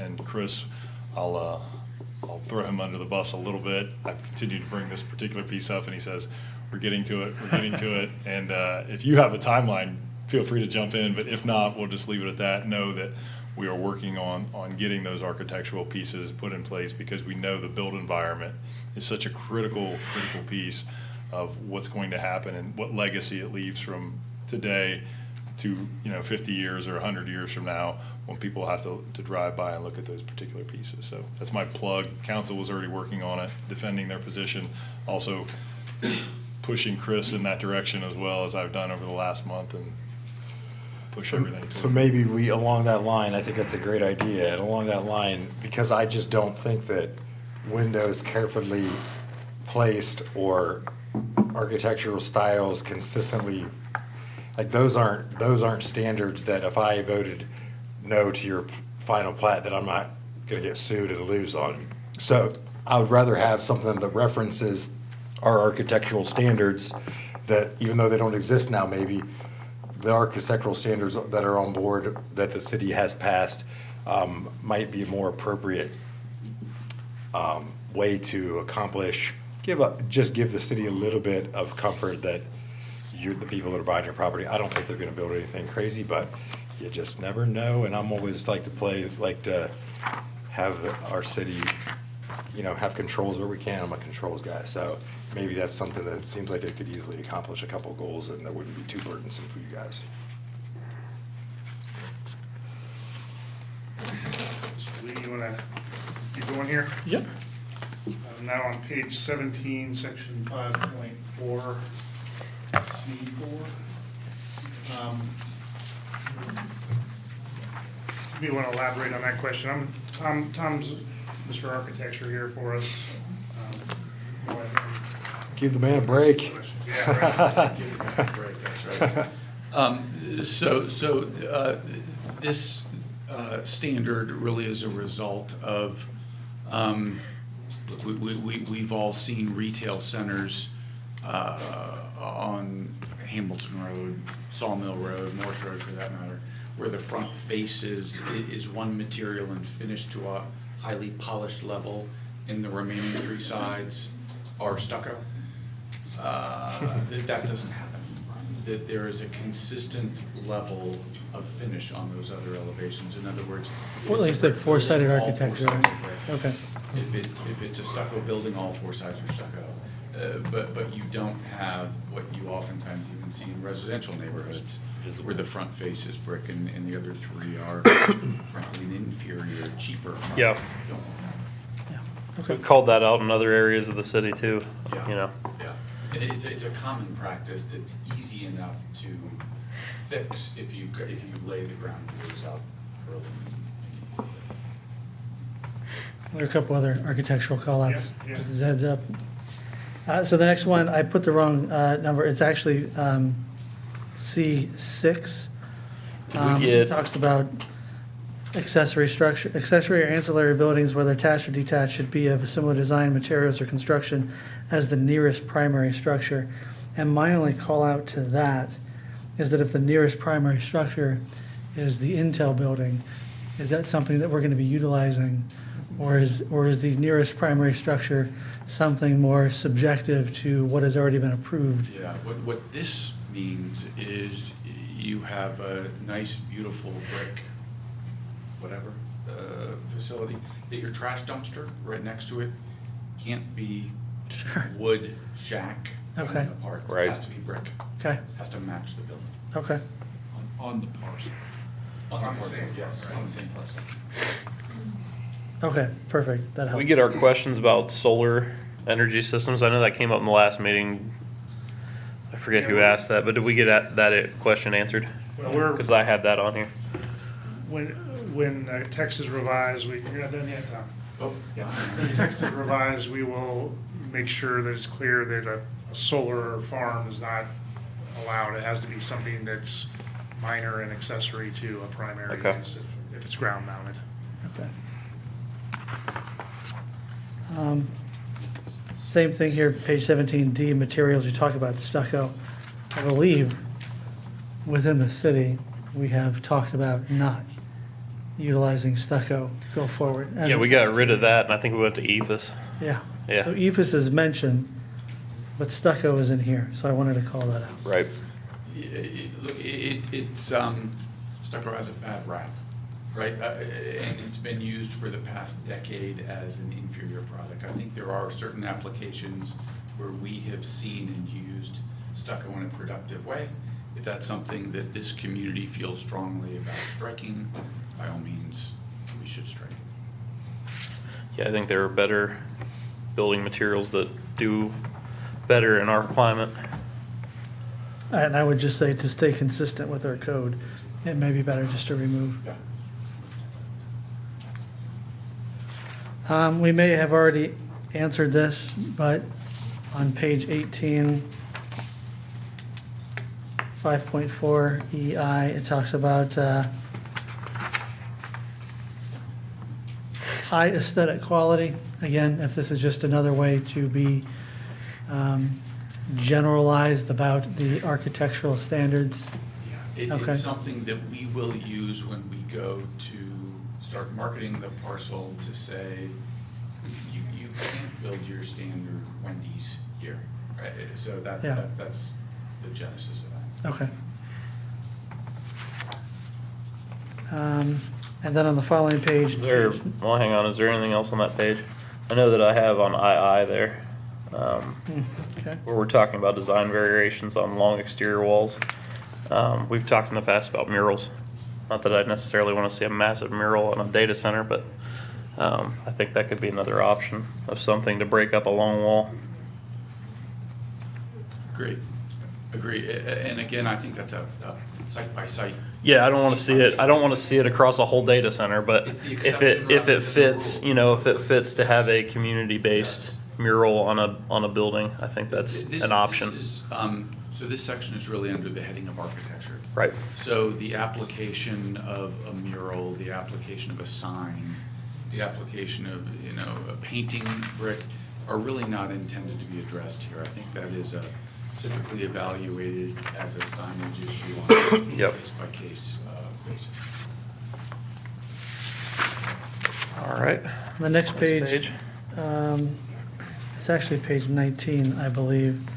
At the very top, it talks about contemporary exterior designs shall be encouraged. I think there may be a perception of what contemporary could mean. Yeah. And so just relating it back to, I think the visuals that you have in here are helpful, but just that contemporary isn't too contemporary. Yeah, yes. If you know what I do know what you mean. I think this goes back to, you know, this is a bit of a slippery slope. We've all talked about what does Johnstown mean and want Right. from a design perspective, and we're focusing on architecture. At some point, I'm anxious to talk a bit about the streetscape and the landscape piece, because arguably that is more impactful than the architecture. So those are things that will hopefully be defined, and this zoning text, if it gains legs and is ultimately something that's adopted, would have to reference those other documents and other Okay. definitions that are established. Perfect. It's frustrating that we don't have some of this stuff in place ahead of time.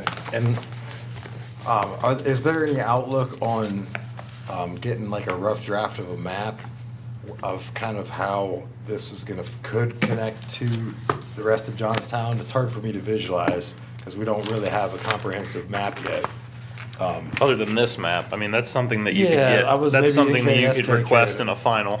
Well, I'm asking maybe NKSK could come up with what the drafts they have to help us get an idea, because we've got a couple of major PUD projects that are been proposed, and they're kind of all come to a point around our downtown, and I think that might be useful to try to coordinate, or at least get an idea of what this is gonna look like. That's a great point. That's a great point, Commissioner. We are working on putting together a series of maps that'll be part of the comprehensive plan and draft format to share. Just as a plug, selfish plug for all of you, tomorrow night, we're having a comprehensive plan public meeting here in this space. We said, I always get this note. 6 o'clock. Please come. We aren't necessarily talking about this, we're talking about Johnstown as a community, but it will get into things like connectivity and those kinds of things, and we are working on advancing that so that there is a bigger framework to put this development into. Specifically related to this plan, would there be any hope of getting like some connectivity proposals, that ideas put out there before we're past? It'd be hard to do that stuff specific to a plan, though. I mean, Yep. for the purpose of this commission, we're sticking to this. It's a good idea, though. I mean, that's things where the comprehensive plan would come in handy, when they finished. I wish we had the comprehensive plan finished to get to this, but we're not there yet, so. If I may, what I heard from the applicant is that there was, I think in the sheet they handed out, that they want to sit down with the city and us to talk about connectivity. I think that would be a key. That'd be part of something we could discussion. do in the final. Yeah. Right.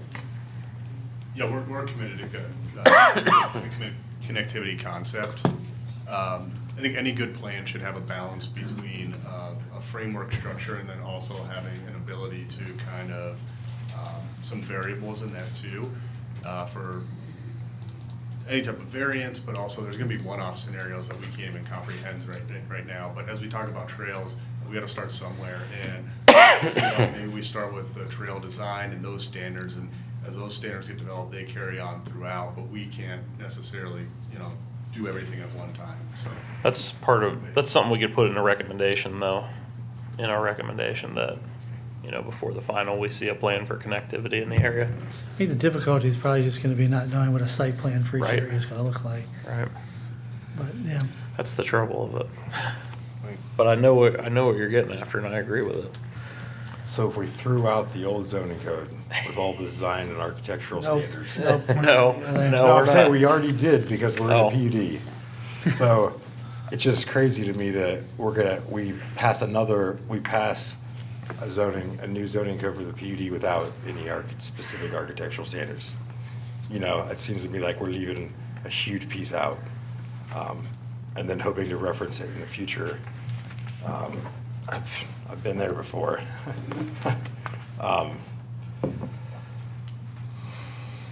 But there's not an easy, It's there's not an hard easy thing. solution to it. Yeah, it's, Legislate in your code, right? So we've tried to provide images. Images are better than words in this context to show you the level of quality, at least we're trying to Right. achieve, so. Right. Order, Mr. Chairman? Sure. Order. Is there a deadline that you feel you must meet with respect to acting on disposition of? For this application? Yeah. Yes, we do have a timeline that we do have to meet. What is that? So we're at, what, 30 days? At 30 days from the application, What was it, Walter? 20 to or 40. 20 to 40? It's 20 to 40 that we have a timeline we have to meet. That's statutory. It's in our code. It's set in the ordinance. PD ordinance. Is there Yeah. a way to postpone or get an extension? Well, I think we There still have one more meeting. There are mechanisms to do that, yes. To go a step further, aside from the code, there is also the annexation piece that's on the table, and the annexation is obviously tied to the approval of a preliminary development plan, so they're not exclusive, they're together. They're not one without the other, they're both. So as you could delay it, annexation may also be delayed as well, and then that would be up to the applicant to then resubmit to the county, and then go through the process again. So just as a way of information. And just so everybody out there knows too, that this process goes to zoning and then goes to council, who really, they make the final decisions. Our job is to pick through the details and try to hash out ideas that people, but Right. it's really gonna come down to, we could say one thing and council could go totally different direction, so, there is several other steps to the process. And this is just the first one and not the most important one. Right. We apply the code and make the recommendations. Okay. So we'll keep going with this. I promise before we get out of here, we will open up for public comment one more time. Ryan, real quick on that, it's Let's 11, get clarification on that. 1164.06, bullet D, sub-bullet 2, Planning and Zoning Commission review. Meeting date cannot be less than 20 days, but not more than 40 days from application from being deemed complete. And then from there, we have the option to approve with conditions, or disapprove, and then that's a recommendation to council. Right. So that's the process, and we're in that process right now. So, yeah, good question. I had the same question. So we have one more meeting, is my math all right? We Possibly? could have. There's a real requirement on that per se for a deadline, if I'm reading it correctly from what Walter just stated. There's no, you must get it to council within 60 days or 30 days. It just says you can approve, deny. There's no timing piece. That's why I point out the annexation. From a timing piece, the clock that's ticking is more the annexation. Okay. Rather than the PD district requirements. They don't necessarily have specified, day counts Right. for specific items. Once it's submitted, you have this amount of time, so.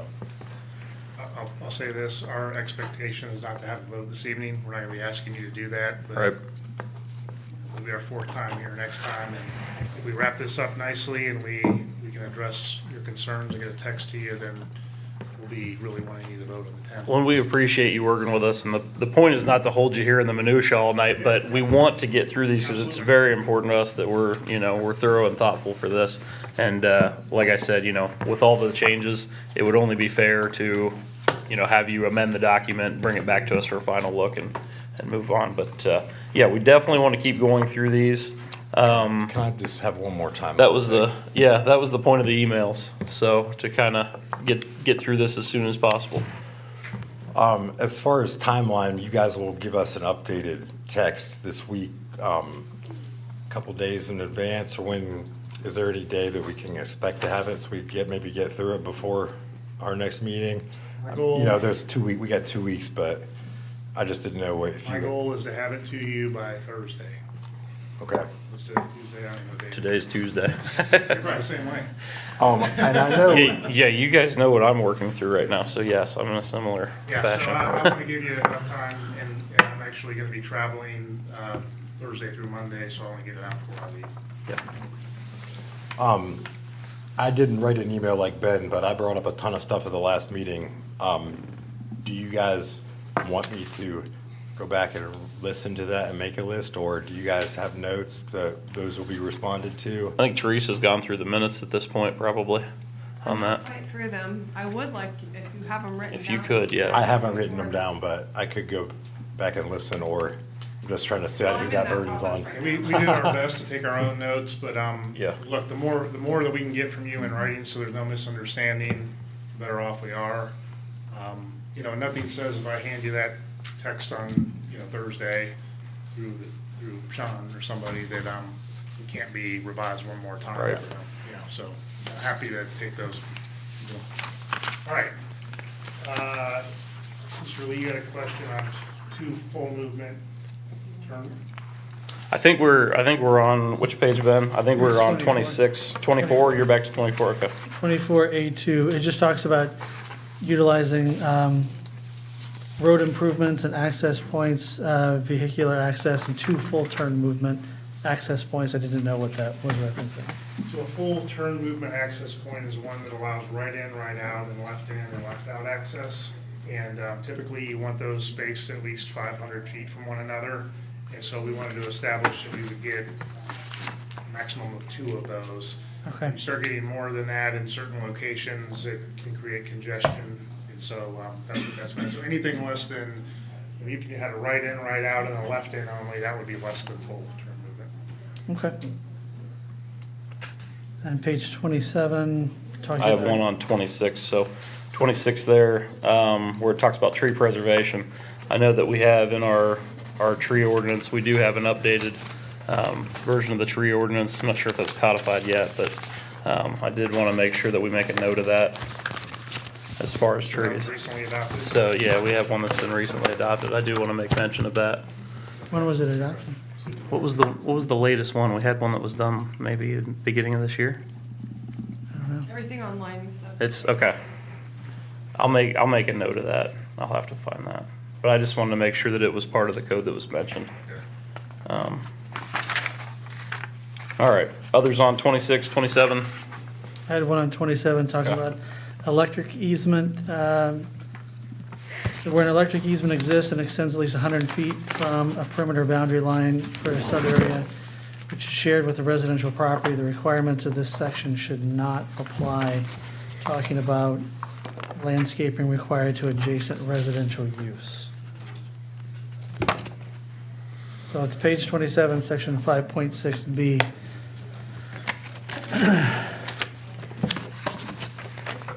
And I think this just goes in line with trying to understand what the intent is to protect those homes that are there right now relative to what is being developed around them. So again, this is the zoning text. There are multiple steps after this. We know that public utility companies, AEP specifically, Columbia Gas, Cable, all they have, depending on the size of the line, a series of regulations that prohibit mounting large shade trees, plantings, and they have their own set of requirements. So this is not intended to relinquish that responsibility, but to acknowledge that there are other entities that have a seat at the table that will dictate, mandate what you can and can't do within their easements. So again, once a site comes forward to this commission or council, or whatever the appropriate body is, we need to take that into account when we respond to what is the appropriate buffering, screening, whatever that treatment may need to be adjacent properties that are either a different land use or not under the control of this zoning category. I would, and fully get that, and that makes sense. Would you still have some kind of buffering outside of whatever that easement is? Yes, Okay. yes. But we don't know what that would be or what that would look like until there's a plan to respond to. We would still acknowledge that something needs to happen if it's, for example, I don't know, an industrial building next to a Right. single-family home. Something needs to happen there, but what is it? Where is that building? Where is the home? What is the view Sure. of the doors? How do you respond? This zoning technology is there to say, if there are gonna be things that are beyond our control, that doesn't relinquish our responsibility to handle it appropriately. What it means is we will not handle it as if the easement weren't there. Is that's how you read this section? To me, it reads as if there's a 100-foot easement that there isn't a need for any buffering, and then that easement would almost be a buffering just in, like a no-build space. If you'd like to, if you'd like us to modify it to state something of general intent that, I think something like that will take into consideration, yes. the applicant of Yeah. providing some screening in the same spirit or, Yeah. I think if you could enumerate that, that might help a little bit. What we don't want to do is have a situation where we get a new easement through the property and then we can't meet this under any set of circumstances. So, but your point's well taken. Yeah, okay. Thank you.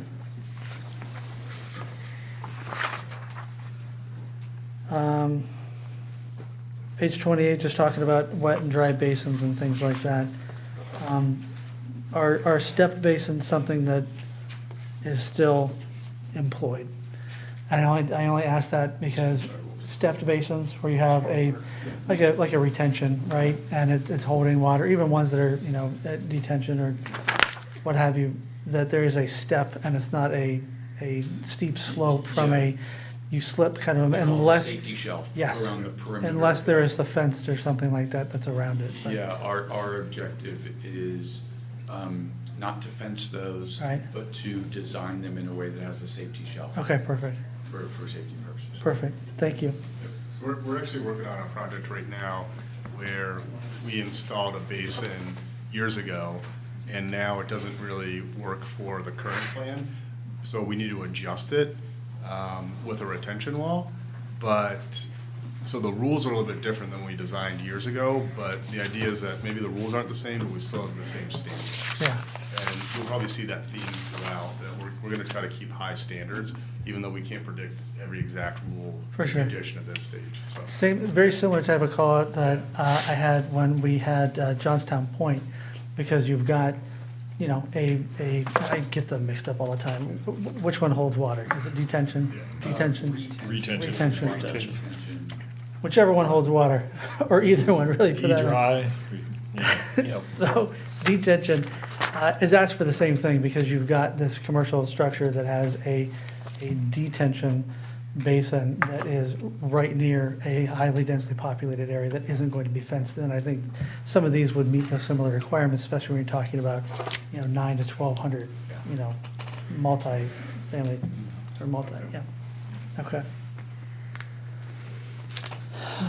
Let's see here. Talking about parking areas, page 28. Parking lot islands with trees at the end of parking lot islands.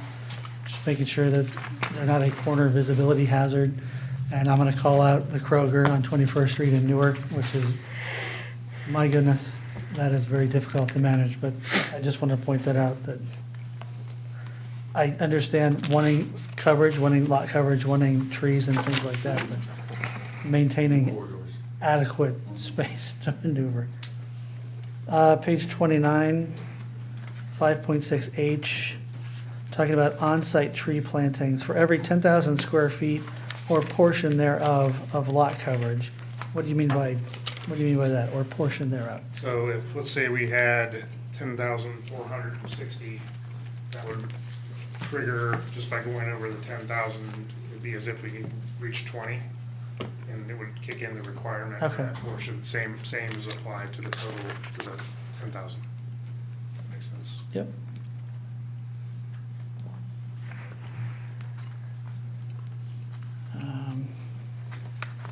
Trash screening, trash receptacle screening. You find success in screening trash receptacles with just vegetation? Rarely. Okay. Rarely, but on occasion, yes. I mean, again, depending on the size and scale of the facility, the idea typically they are masonry or, again, material that matches the main building that is within those proximity. Okay. I would just, you wouldn't want to see a trash receptacle screened by bushes. Yeah, no, I agree. You would want to see masonry or at the very least a fence. That's why I get the both. It says, it says by walls, fences, vegetation, or both, which makes me think that you could use vegetation solely on its own, but if it's a vegetation by both, that makes sense to me. Yeah, it says, so it has to be completely screened from off-site view, so I think that's the protection of the vegetation part. Okay. Do you have a note there for signage? Page 30, talking about utilities, 5.9, except for electric transmission lines of 62.5 kilovolts, I believe, Yes. or larger. Kilovolts. Oh, Walter, you would probably. Yeah, Walter. All right. 62,000 volts. Okay. How big is that? Conductor's about that big. Do we have an example of what that would be? And maybe Walter, you could help too.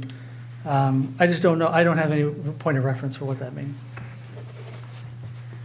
Do you, So, yeah, typically, that voltage is gonna be above ground because the conductor and insulation is just gonna be too big and unwieldy to work in a industrial residential type setting. So typically, those need to be above ground, but below that voltage, there is generally acceptable conductors with insulation that can be buried. how big is that? What type of? Is that those When you arches? get, just one conductor, you got three phases, but just one conductor, when you get to 34,000 volts, it's about like this. So are those? So, and it's very hard to bend, you got other hazards that Okay. could be associated with it, so. Okay. But they could potentially be used, so there are some areas with underground conductors and pad-mounted transformers where they utilize that. That's not a real common thing, but it is utilized. Okay. This is just particular to sub-area 1, given the nature of the users there, so. Yeah, okay. Do we have in the other areas, do we have rules on underground electric and stuff, or? I think the majority of it is all underground. Underground, yeah. Yeah. Underground. Like that? Yeah. I think that's the case for most any residential subdivision at this point. Yeah. Not my house. You didn't have that option when you were built. Yeah. In 1900, that wasn't an option. Okay, moving on there, next one. Who's got the next one? Reading this On now. I page think- 31? I think page 31, the first one Yeah. I have answers itself, so I don't think we need to talk about that. But in section 6.3A, it talks about setbacks. And curious why the building setback here 75. is 75 feet is less than the setback of sub-area 1. Basically, due to the unique shape of the parcels on that side, especially relating to the one, I guess it's 2B is Hubbard Solutions, the Port Authority site, it sort of squeezed the site if you didn't give it a little relief with the extra 25 feet, so it was basically the shape of that parcel. Okay. That's not Duncan Plains, it's just that small part. Right. Yeah, the enterprise I thing. mean, it's not, And then C here, because we're talking about sub-area 2, minimum parking setback of 50 feet from the Yeah. right-of-way of 62. There really isn't any frontage. Yeah, I don't Just a even little want to bit. make a commitment, there's not gonna be any parking there, I think, just there was a right of way there, we had to say something, so Okay. we can make a commitment that there's not gonna be any in that sort of neck that goes out to 62. Okay. It just seemed a little confusing. so for section A, is there any thought about adding 10 feet to the 25 feet?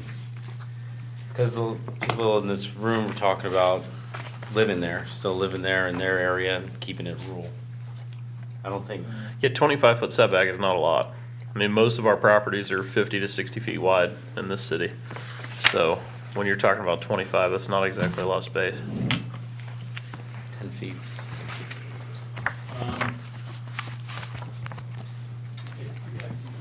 Yes. 35.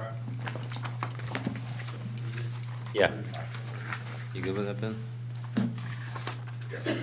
Yeah, any additional setback is gonna be good. I had 50. Can we make it 50? Yeah. Okay. You had 50 on Duncan Plains? I did.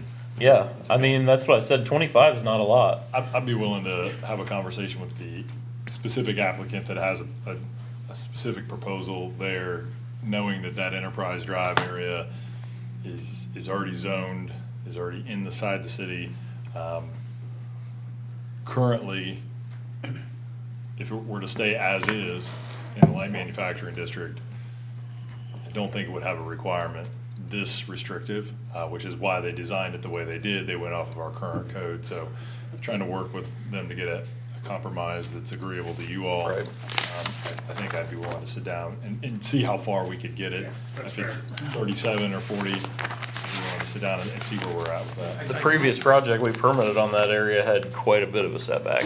I'd like to make sure that we I'd have to look it up, but MKSK into that conversation, because as I alluded to earlier, one of the things that is really critical to the success or the failure of a master planned area like this is the streetscape. And look, whether it's 25, 35, 50, or 100, isn't the issue. The issue in my mind will be a consistent pattern of street tree placement, of sidewalk or leisure trail, of screening of parking lots, of light fixtures. I think we heard earlier, making sure that light fixtures are downcast in a certain height that is consistent, and starting to create this streetscape pattern that you don't want to have a big setback in one area and a smaller in another, a build-to line.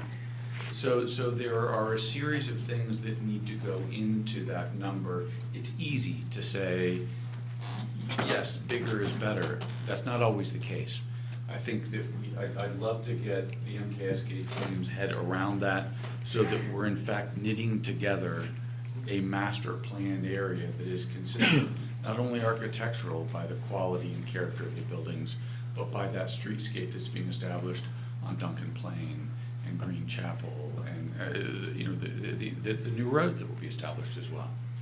So I think we can commit to the 35. I like that. And as Sean suggested, we'll try to get the parties together. Yeah, I concur with Tom's. front. And Yeah. We've looked at Duncan Plains in this specific area for right-of-way. That's something we're strategically looking at, knowing that the development in that area, we want to meet those streetscape plans and what right-of-way is going to be necessary.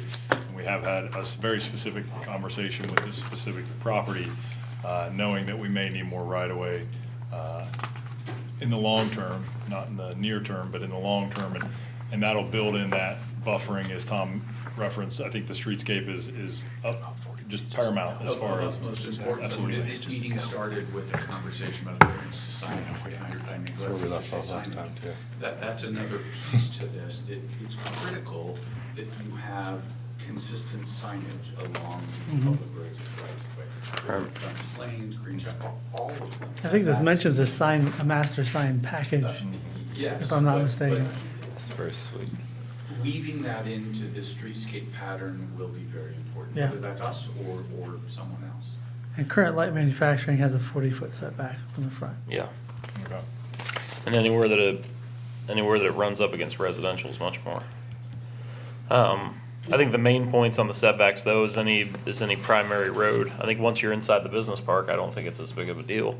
Right. Because your business is butting up against business, but obviously anywhere where you're in a major thoroughfare for the city or anywhere where you're up against housing, I think that's the most important, I think, from at It least. references that way within here is that if you have similarly adjoining business parcels, that those setbacks are greatly diminished. Right.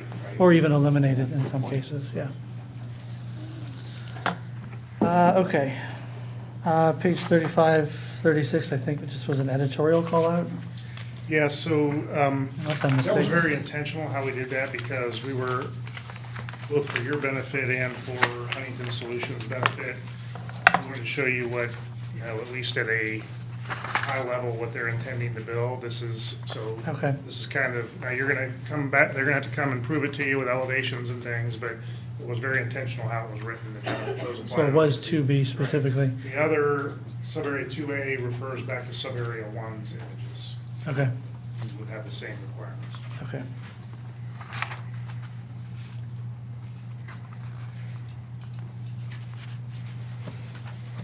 Page 36, you had a call out on a typo. I agree with that one. I told you we'd get down to the grammar. Yeah. I'm impressed. I really am. That's what we do. I read everything. Typically, in a lot of cities, you would have a staff that would go through this. I mean, it's a little different here currently. Well, I think the So- staff has gone through it. Well, I know that our staff has gone through it. I'm just saying, typically in a city, you would have a major team just dedicated to that practice. So, I don't know, in Cascade, I've worked through it pretty heavily. I sent my highlighted pictures over to Ben and. I'm not saying anything against you guys. It's just, our board gets a little bit minute in some of these things. Gotta understand the details. Yeah. Page 37, if you could, in the second paragraph here, we're talking about CODA. I'm just trying to understand, again, since we've gone through a variety of different things from the PD district acceptance to this application. It sounds as if from this paragraph that substantial traffic improvements would only happen if a development in this area meets a CODA review or a business is already defined for the space at the time of the final development plan. Is that this right here? Yeah, that paragraph right there. Okay, so for every project that happens here, there's either gonna be a CODA review or a final development plan review. They're both public meetings, but this CODA review is intended to be a little bit more Streamlined. efficient and streamlined, trying to be on equal footing market-wise with other communities. Let's take, for instance, Green Chapel Road. We already know Green Chapel Road is going to be improved and probably to what it needs to be for a very long time, considering what's across the street. We also know that the TID is, Licking County TID, Transportation Improvement District, is working on Clover Valley Road and Duncan Plains Road, for instance, and a long-term plan with that using some federal monies.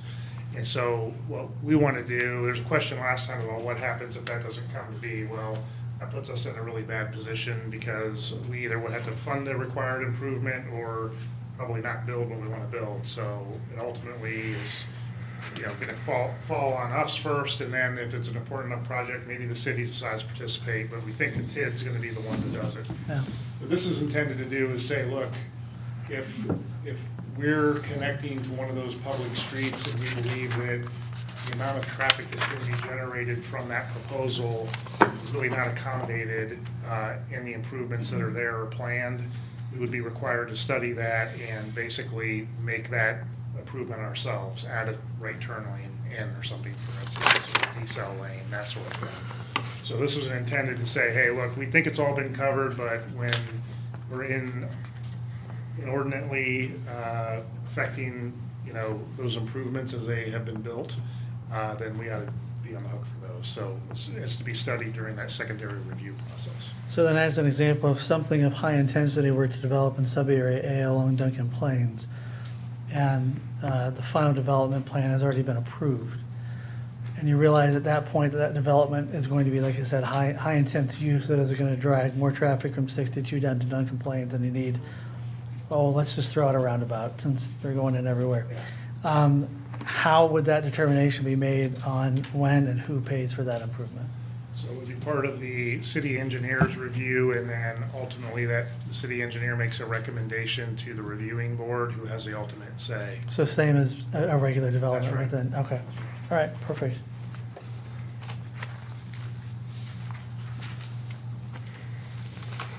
So I just have a general question as far as traffic goes and process-wise in between now and when the final development plan comes out. It seems like you you guys have gotten some commitments from the TID or some, conversations have been started with the TID. Our traffic in Johnstown along 62 and probably Mink Street where New Albany leaves it off is sort of already at capacity, I would say. What would you guys advise, or could that be an option that, obviously you're not going to be obligated to build out these roads, but is that something that you might be willing to help us bring the TID to the table? Because you guys are really good at getting roads built by others, and we're really not good at that. So is there some kind of a plan or ideas that you could help us with? Yeah, I think part of it goes back to, Johnstown, this land is uniquely positioned, and not just geographically, but in time as well. That, this development's coming, and a lot of these entities, whether it's MORPC, the TID, the state, Intel, or their suppliers, that people are moving, and they're moving on their plans. So the better we coordinate so that we can build a road once, and we can get the utilities in the road together. So I think one of the great things so far has been that most municipalities, public and private entities have been working well together. And that's part of the reason why Intel chose this community, because it really came across as Team Ohio and a bunch of stakeholders, marching in the same direction. So as we kind of go through every bullet point here, I don't want this to feel like this is a negotiation on, the cities give away things. We're in this as, we should all be partners in this together, and we should be wrapping our arms around the TID and Jamie Green and the framework plan and other communities as well, because it all relates to it, right? Whether it's housing or utilities or traffic particularly.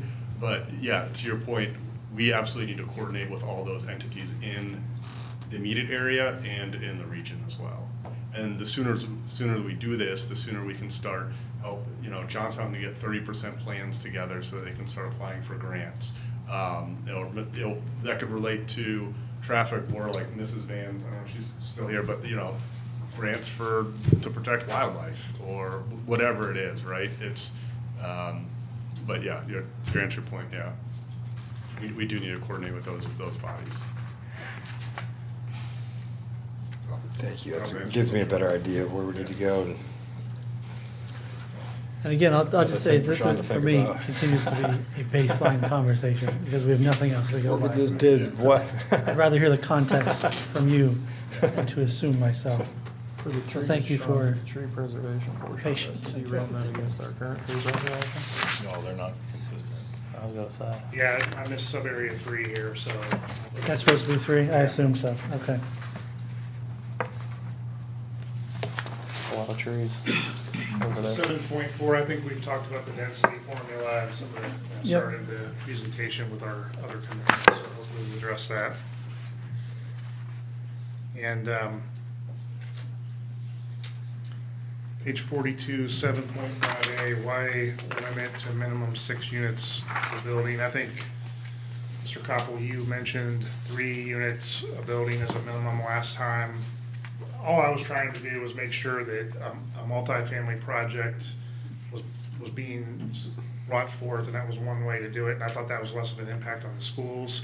I don't care what the minimum is, frankly, within reason, but the intent was to make sure you were getting a product that was gonna be friendly to the school district. Okay. Have you had conversation with the schools? Yes, we've had very productive conversations. We've shared the data with them. I don't know that we have I don't know if anyone from the schools are here, but it's been productive. We don't have any formal response from them yet, but I think by the time we get back here the next time, hopefully we'll have that. Okay. Page 43, talking about setbacks again. The minimum setback of 50 feet from the right-of-way on Mink Street. My suggestion might be, based off of the speed limit at that point, then a larger setback might be appropriate. Unless the speed for that whole corridor between the city and I don't think you're gonna hurt anything with a large setback on there because Intel's gonna be so far back. Yeah. So if you, I don't know that you have to mirror that setback, but. No, you're but I gonna- just, Yeah. everything else is a 75 to 100-foot range. Right. Things like that. This seems a little tight, given the speed limit on me. I'd like to just, if you're okay with it, I'd like to add the Mink Street, so there, as I said before, all of Yep. those other setbacks that we will evaluate with Sean and MKSK and the rest of the staff, so that Yep. it's not just seen as a number absent. What truly we need to do is create street sections, right, that identify building setbacks. Agreed. And that was one of the comments that I even made to the city, is that how the current setbacks that are outlined in here are relate to what we have on the books, but in large part, my point of view, you talk about building placement, you talk about setbacks, a lot of it too has to do with speed limit in a particular place. This is speed limit and land use, I Right. would argue. Yeah, so I totally agree with that. For the record, I think it should be larger than what's listed, but agree with looking at a comprehensive view. Section 7.6, page 44. This is just a query on my end. Talking about roofs being sloped or flat. With this building in particular, we have not had success with a flat roof. So don't know if things have changed relative to how those are employed, but just curious. And again, from an architectural standpoint, flat, maybe more contemporary, slope, maybe more relative to what we have here. Not advocating one or the other at this point, but just curious, the incorporation of flat roofs, just more from a contemporary architectural Is perspective. within the context of this particular sub-area or overall?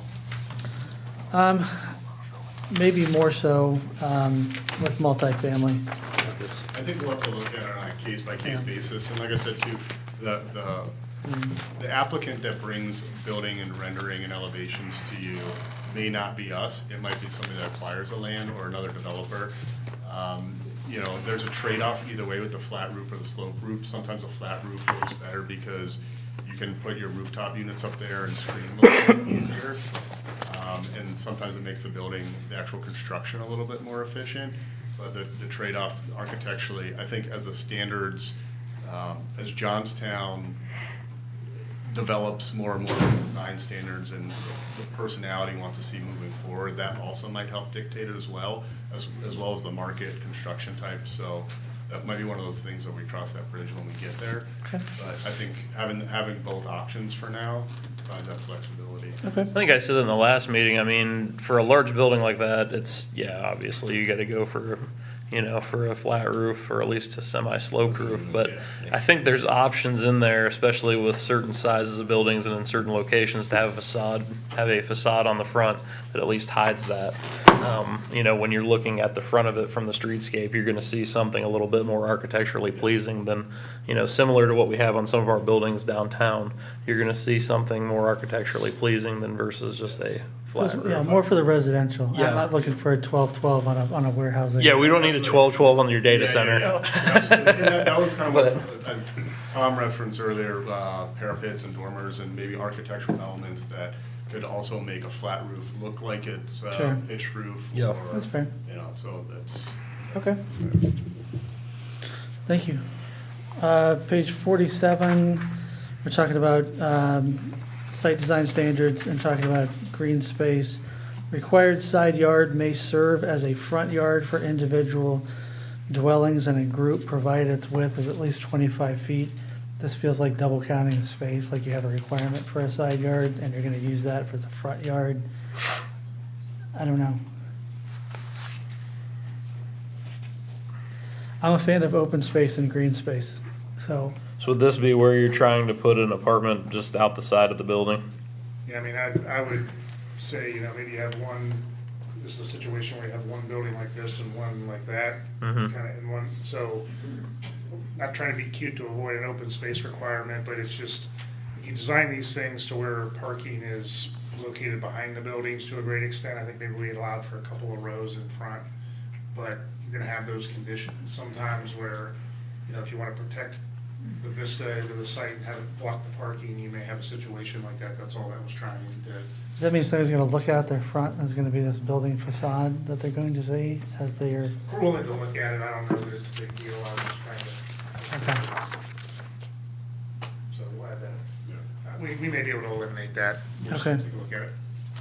Thank you.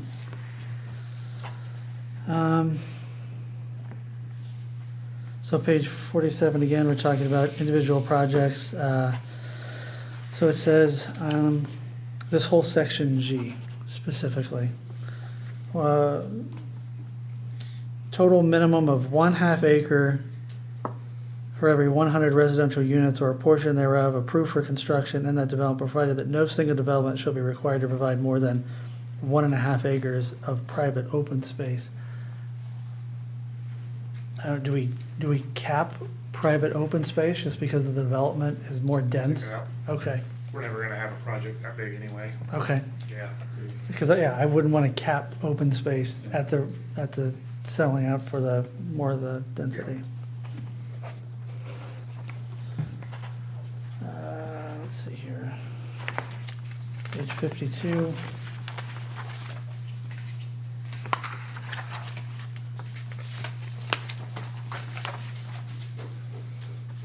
I think you wanted to reference a city codified ordinance section on signage. Which we had in previous sections. I don't know why we didn't here, and we were more specific You here. can add, I think it's 1177 or something. Yeah, yeah.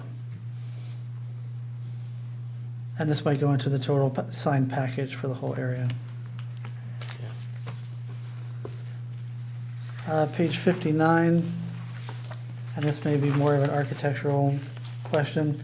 Can you give an example of an open stair walk-up design? Yeah, we did. I think we have one in that. Do you?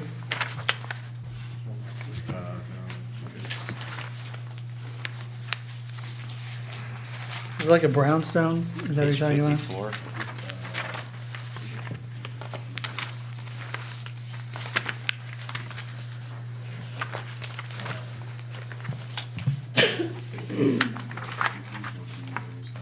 There is a 3-story example in there, but the view kind of hides, it kind of screens the stairs. But we can certainly add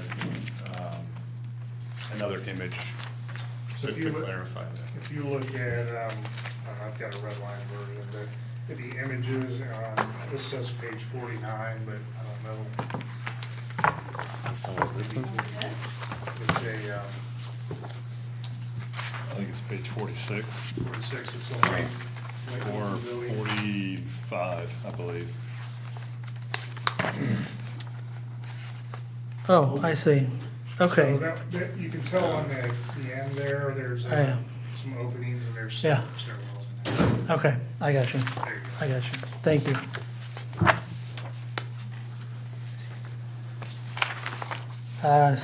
Page 61 was a Yeah, you got spelling. that? That's a Okay. typo? Yep. Page 62. Hang on 59 there, 59. 59B. So we have vinyl permitted as a primary and secondary exterior facade material. I think we can we take vinyl out of there? Because I think we've gotten away from vinyl in most places. Are you okay if we add it as a stipulation that would be approved by the planning commission as part of the development plan review?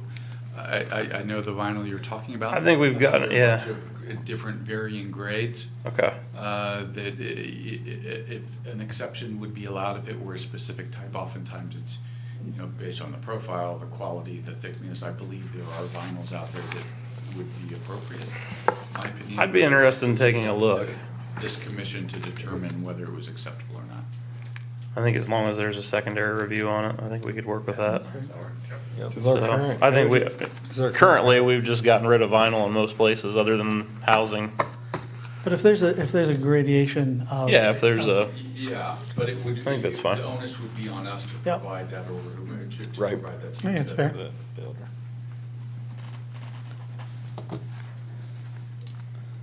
Page 62. D.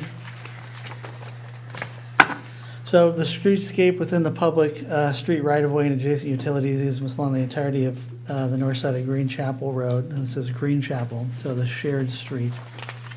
Between the intersection of Mink and the end of the PD district will be installed by the city of New Albany. And I read that as meaning that the city of New Albany is gonna manage the streetscape for the entirety of Green Chapel on both sides. That's correct. There's an existing agreement between the city, the county, and I think Monroe Township at least, that requires the city to do that. I think there's some question about whether the city of Johnstown needs to, just do belts and suspenders to become party to that, but they've taken the ownership of that because of its relationship with Intel. Okay. Have we had a seat at the table with that? Did we know? Not yet. It was a question that I had as well. I just wanted to confirm I have it in my notes as well to make sure that that's a factual piece or element. So I'd like to confirm, and I did kick this over to City of New Albany, given that it does butt up to the City of New Albany, just to see if there's some consistencies in what we're trying to achieve here. So, yeah, I would want to check that. Did we talk And about- I'm not saying that it's not there. I just want to make sure that it is. And then I think I noticed utility poles on the north side are still above ground as compared to on the south side, they're below ground. And is there an element that removes those either now or in some time frame as we march forward with development to get those utility poles underground as well to be consistent with the streetscape on both sides? Personally, I think it's appreciative that New Albany is doing that. I think when you talk about uniformity of the site, both from a setback and landscaping, et cetera, that Green Chapel being, arguably the pretty main thoroughfare coming up, is gonna play in large part to how that is going to telegraph throughout the rest of the site. And we see, sort of as we get to those intersections on the east and west, that on the other perimeters, we create something that's a little more distinctly Johnstown with your assistance, kind of create identifying elements that make it distinct from New Albany. So in those areas, we will be able to affect that. Sure, okay. Page 67. We're getting close.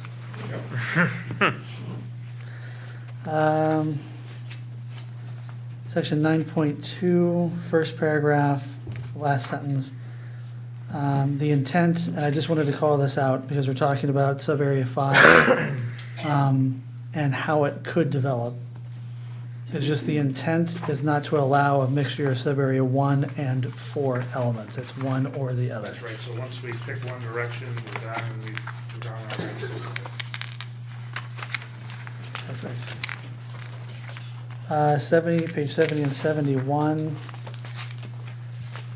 talks about 9.6 screening, buffering, and landscaping. There wasn't any mention in this section about height of mounds. Every other section seemed to have some mound height requirements, and here there isn't. I'll take a look at that. I think it was a total screening up to 8 feet between mounding and landscaping in this particular circumstance. I'm not sure why it was written that way. I'll take another look at it and see if there was a reason and let you know if there was. If not, Okay. then we'll modify it. Okay.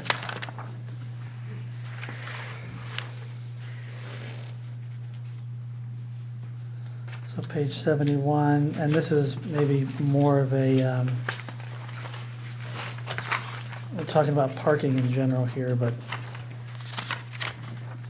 it seemed as if a lot of these requirements were maybe less than what we have on the books right now, which I think is a good thing, because we've been very vocal about parking and wanting to minimize pavement and maximize green space, et cetera. And so that felt good relative to what we had on the books right now. Yeah, I took this from, frankly, I took it from the New Albany Code direct because we've worked with it for years and it all works. Yeah. So, Okay. The only thing I had on parking was, the minimum is fine. And I mean, in looking at the numbers and what they look like, yeah, it looks similar to that.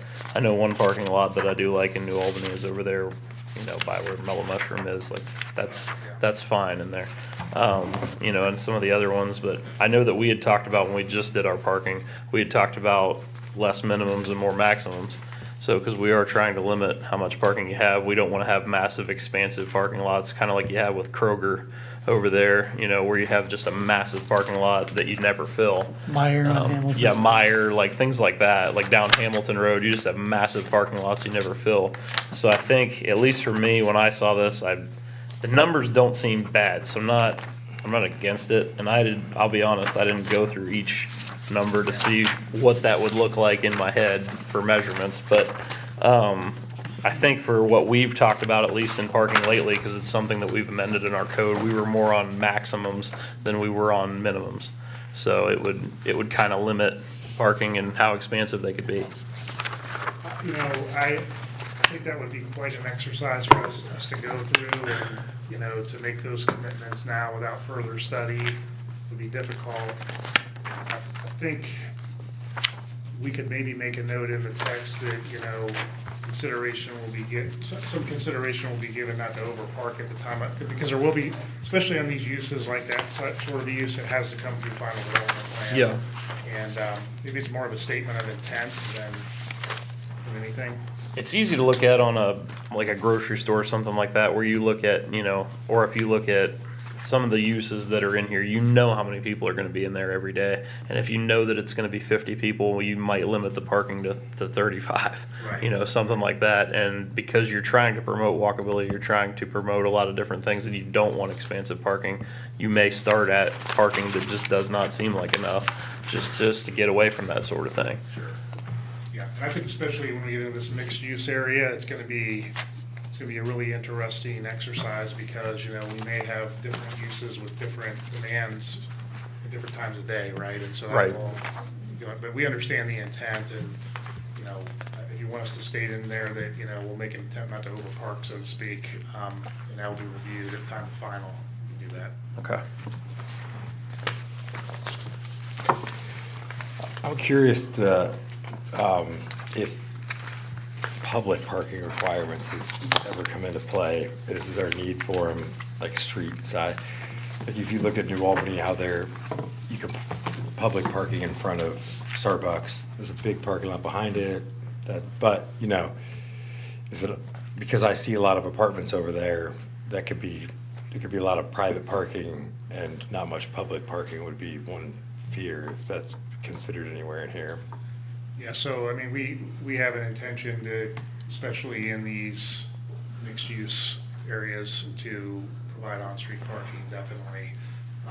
Tom, you've lived this in New Albany a little bit, there's a push and pull, I think, between.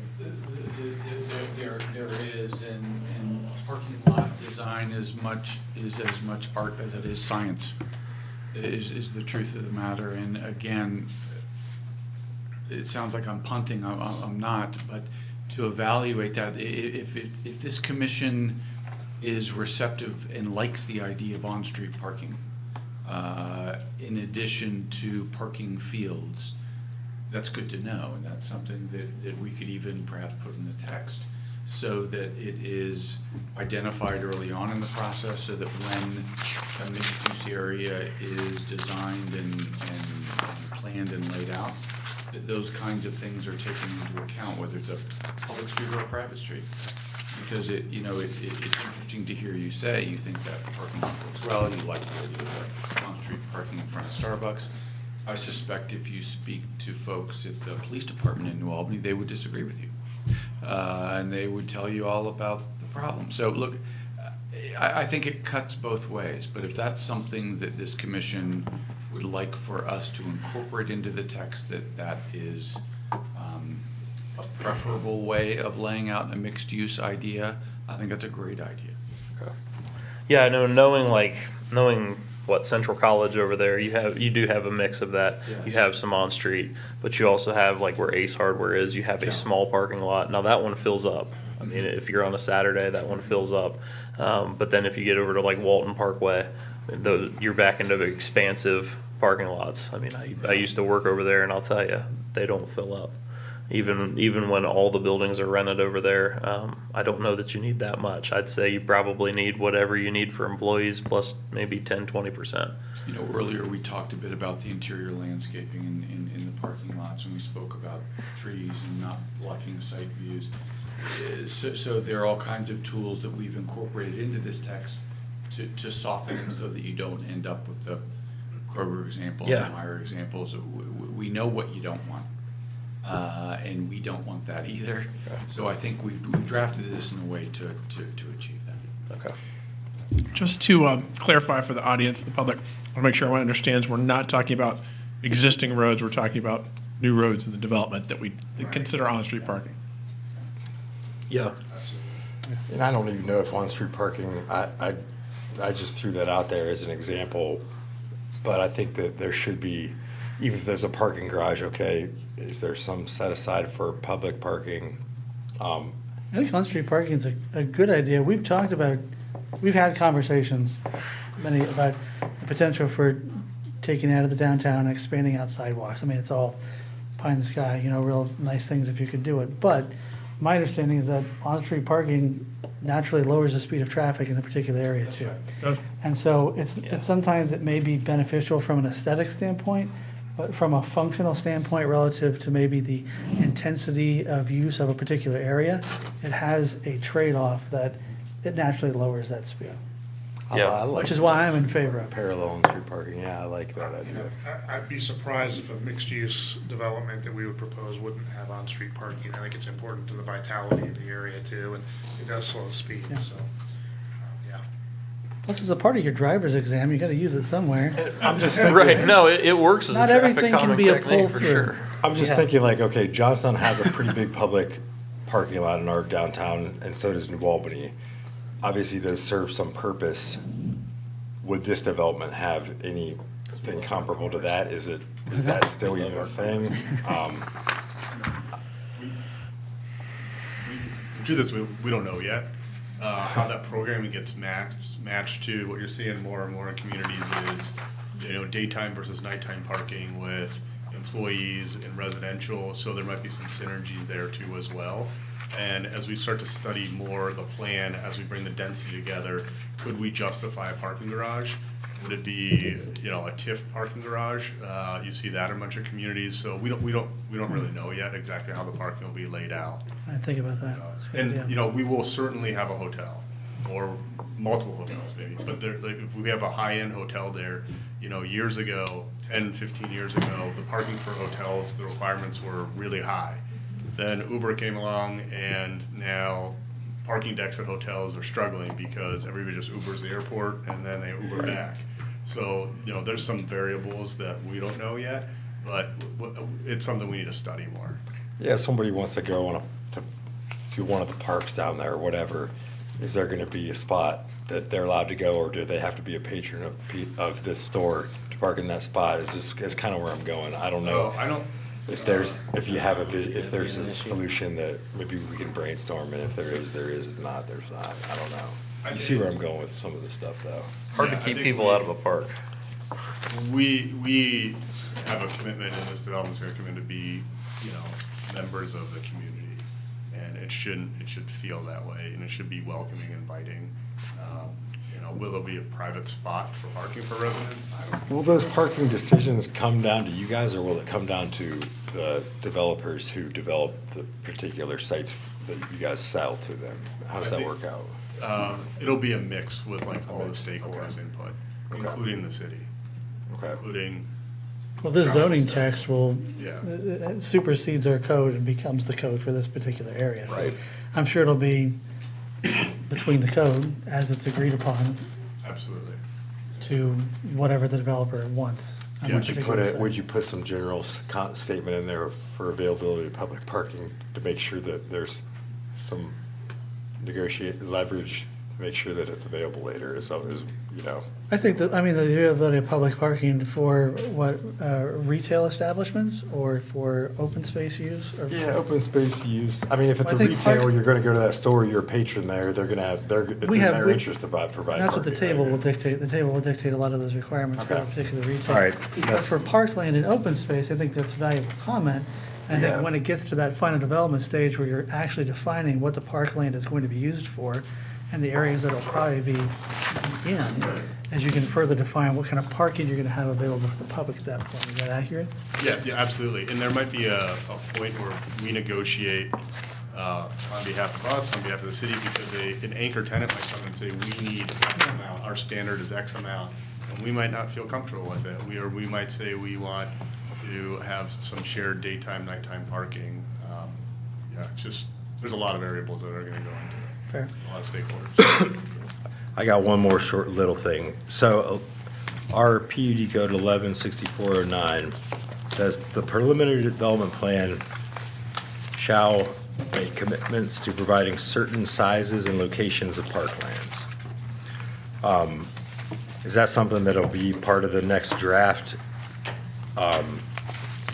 with some proposals? Obviously, those change, those could It's in the- change between the. It's in the final. This says, in the preliminary development plan, the zoning text shall make commitments to providing certain sizes and locations of parklands at 116409. I guess my read on that is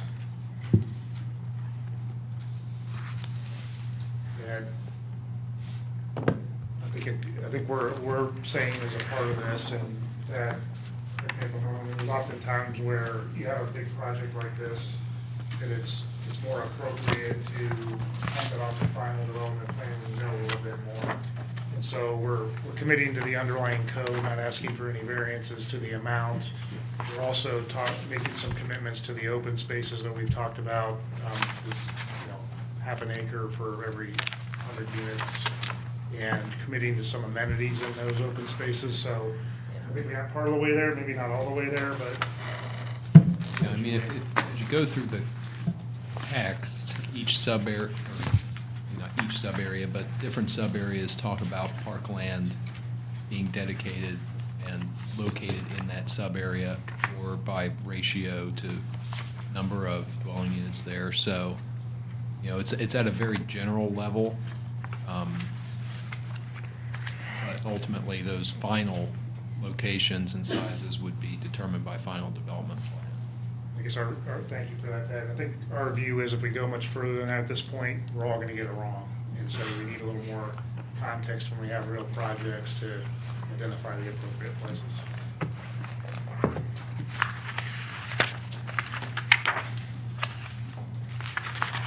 Is that your list? Just to add, I think one of the things we have, from the staff point of view, talked about is, I think there's probably some areas that we know probably won't be developable, and that maybe a map that highlights those would be worthwhile. Yeah, put a couple on there for a token, park area. It'd be nice to see a couple little areas that we know are gonna be parks. I do think Doesn't a sound good point. unreasonable. I do think what it means is if it's not provided here, there's latitude for the city to final review development plan to talk seriously about how to arrange. A lot of the high level stuff's gonna have to be done with the developer plan. So it's gonna be in that POD? That's what I'd like to know. The parkland, we have the chance to put it in there. I mean, It just depends on. Since they're guaranteeing it, is it gonna be in the POD? I abut that land, so I'd like to know that. Parkland dedication is required and assumed to be dedicated within that PUD unless council affords the ability to use that fee in lieu. So that'd be a council decision. Right. So council will ultimately decide whether or not parkland will be available or there'll be a dollar amount, and if it is available, via the final plan where it's going to be. Or in the preliminary, council could decide, ask for that Right. within that. But I think the default is that it's going to be provided on site. Yeah. It'd be exceptional is a little bit of a, sounds worse, but it'd be the exception to the rule unless the city came to us and said, hey, we found this piece of property, it's perfect to serve our community. And you guys came to us and said, can you pay the fee in lieu instead of providing the parkland on site? We would certainly entertain that, but I think the default is gonna be an expectation that we provide it on site. That's what the code requires. And I think some of this, the way that I feel, it comes back to folks that live over in that area, wanting to understand how much buffer, how much green space is gonna be between them and development that's going Right. on. Because there have been, conversations or questions asked about, can you centralize the locations of where a lot of these building structures, intensive uses are going to be within the commercial sub-areas and have more of that open space on the exterior. That's what's been communicated to us. So I think that's where some of that, where that question comes from, about how it's going to be aligned, what it's going to look like. The difficulty in providing a site plan at this stage, though, to your point, is that you don't know who's going to come and ask for the site, what their use is going to be, and what their needs are going to be, and how that alignment is going to affect the site itself. Is that accurate? I will say I appreciate the specificity that you added in about some of the tennis court, the pickleball stuff like that. That's the kind of features that I think would be cool for our community to have, and so I appreciate that you guys added some of that language in there for the parkland. I think you're gonna see if some we of get that one. in spaces that interact with the living spaces here. I think you're gonna see some of that where it makes sense, similar to the goat that's there. I mean, I think you're gonna see some cool things like that, but as far as parks, I mean, obviously, we're gonna advocate for every buffer, green space, things like that we can get, but as far as the park, I mean, if you gave us Bevelheimer Park as it pertains to this map right here, I don't know that that's where we would want Bevelheimer Park. So I think when you look at it, and you look at our other park area, our school areas, things like that, that's probably a decision better made by council, to where the park's gonna go to, or the money in lieu of the park. And I'll agree, I mean, I said it before, the money in lieu of park does not work out with the math of property values today. So I'm gonna advocate more for the land, but as it pertains to this project, I don't see a spot where I would want 40 acres of parkland to go. This is why I continue to ask so much about the buffering, about the screening, about the opacity of the treescape, about preservation of natural features, about mounding and stuff like that, is with respect to those folks that are still over there and are going to be affected directly on a daily basis by what's happening in that space. So that's why I just continue to ask the question about that in the green space. And Our community would be really happy if we got a couple tennis courts and a couple pickleball courts somewhere in there. Right, but if they're right next to a manufacturing facility, you're not gonna drop your kids off there. Hey, And to I want be to drive you to clear, Albany. for everybody in the room and everybody watching, the way that the buffering and setbacks work, mounding, vegetative screening, et cetera, not just for this text, but for pretty much any other PD text or zoning text I've worked with, it's not as if those buffer areas become quote-unquote parkland and start deducting from that dedication.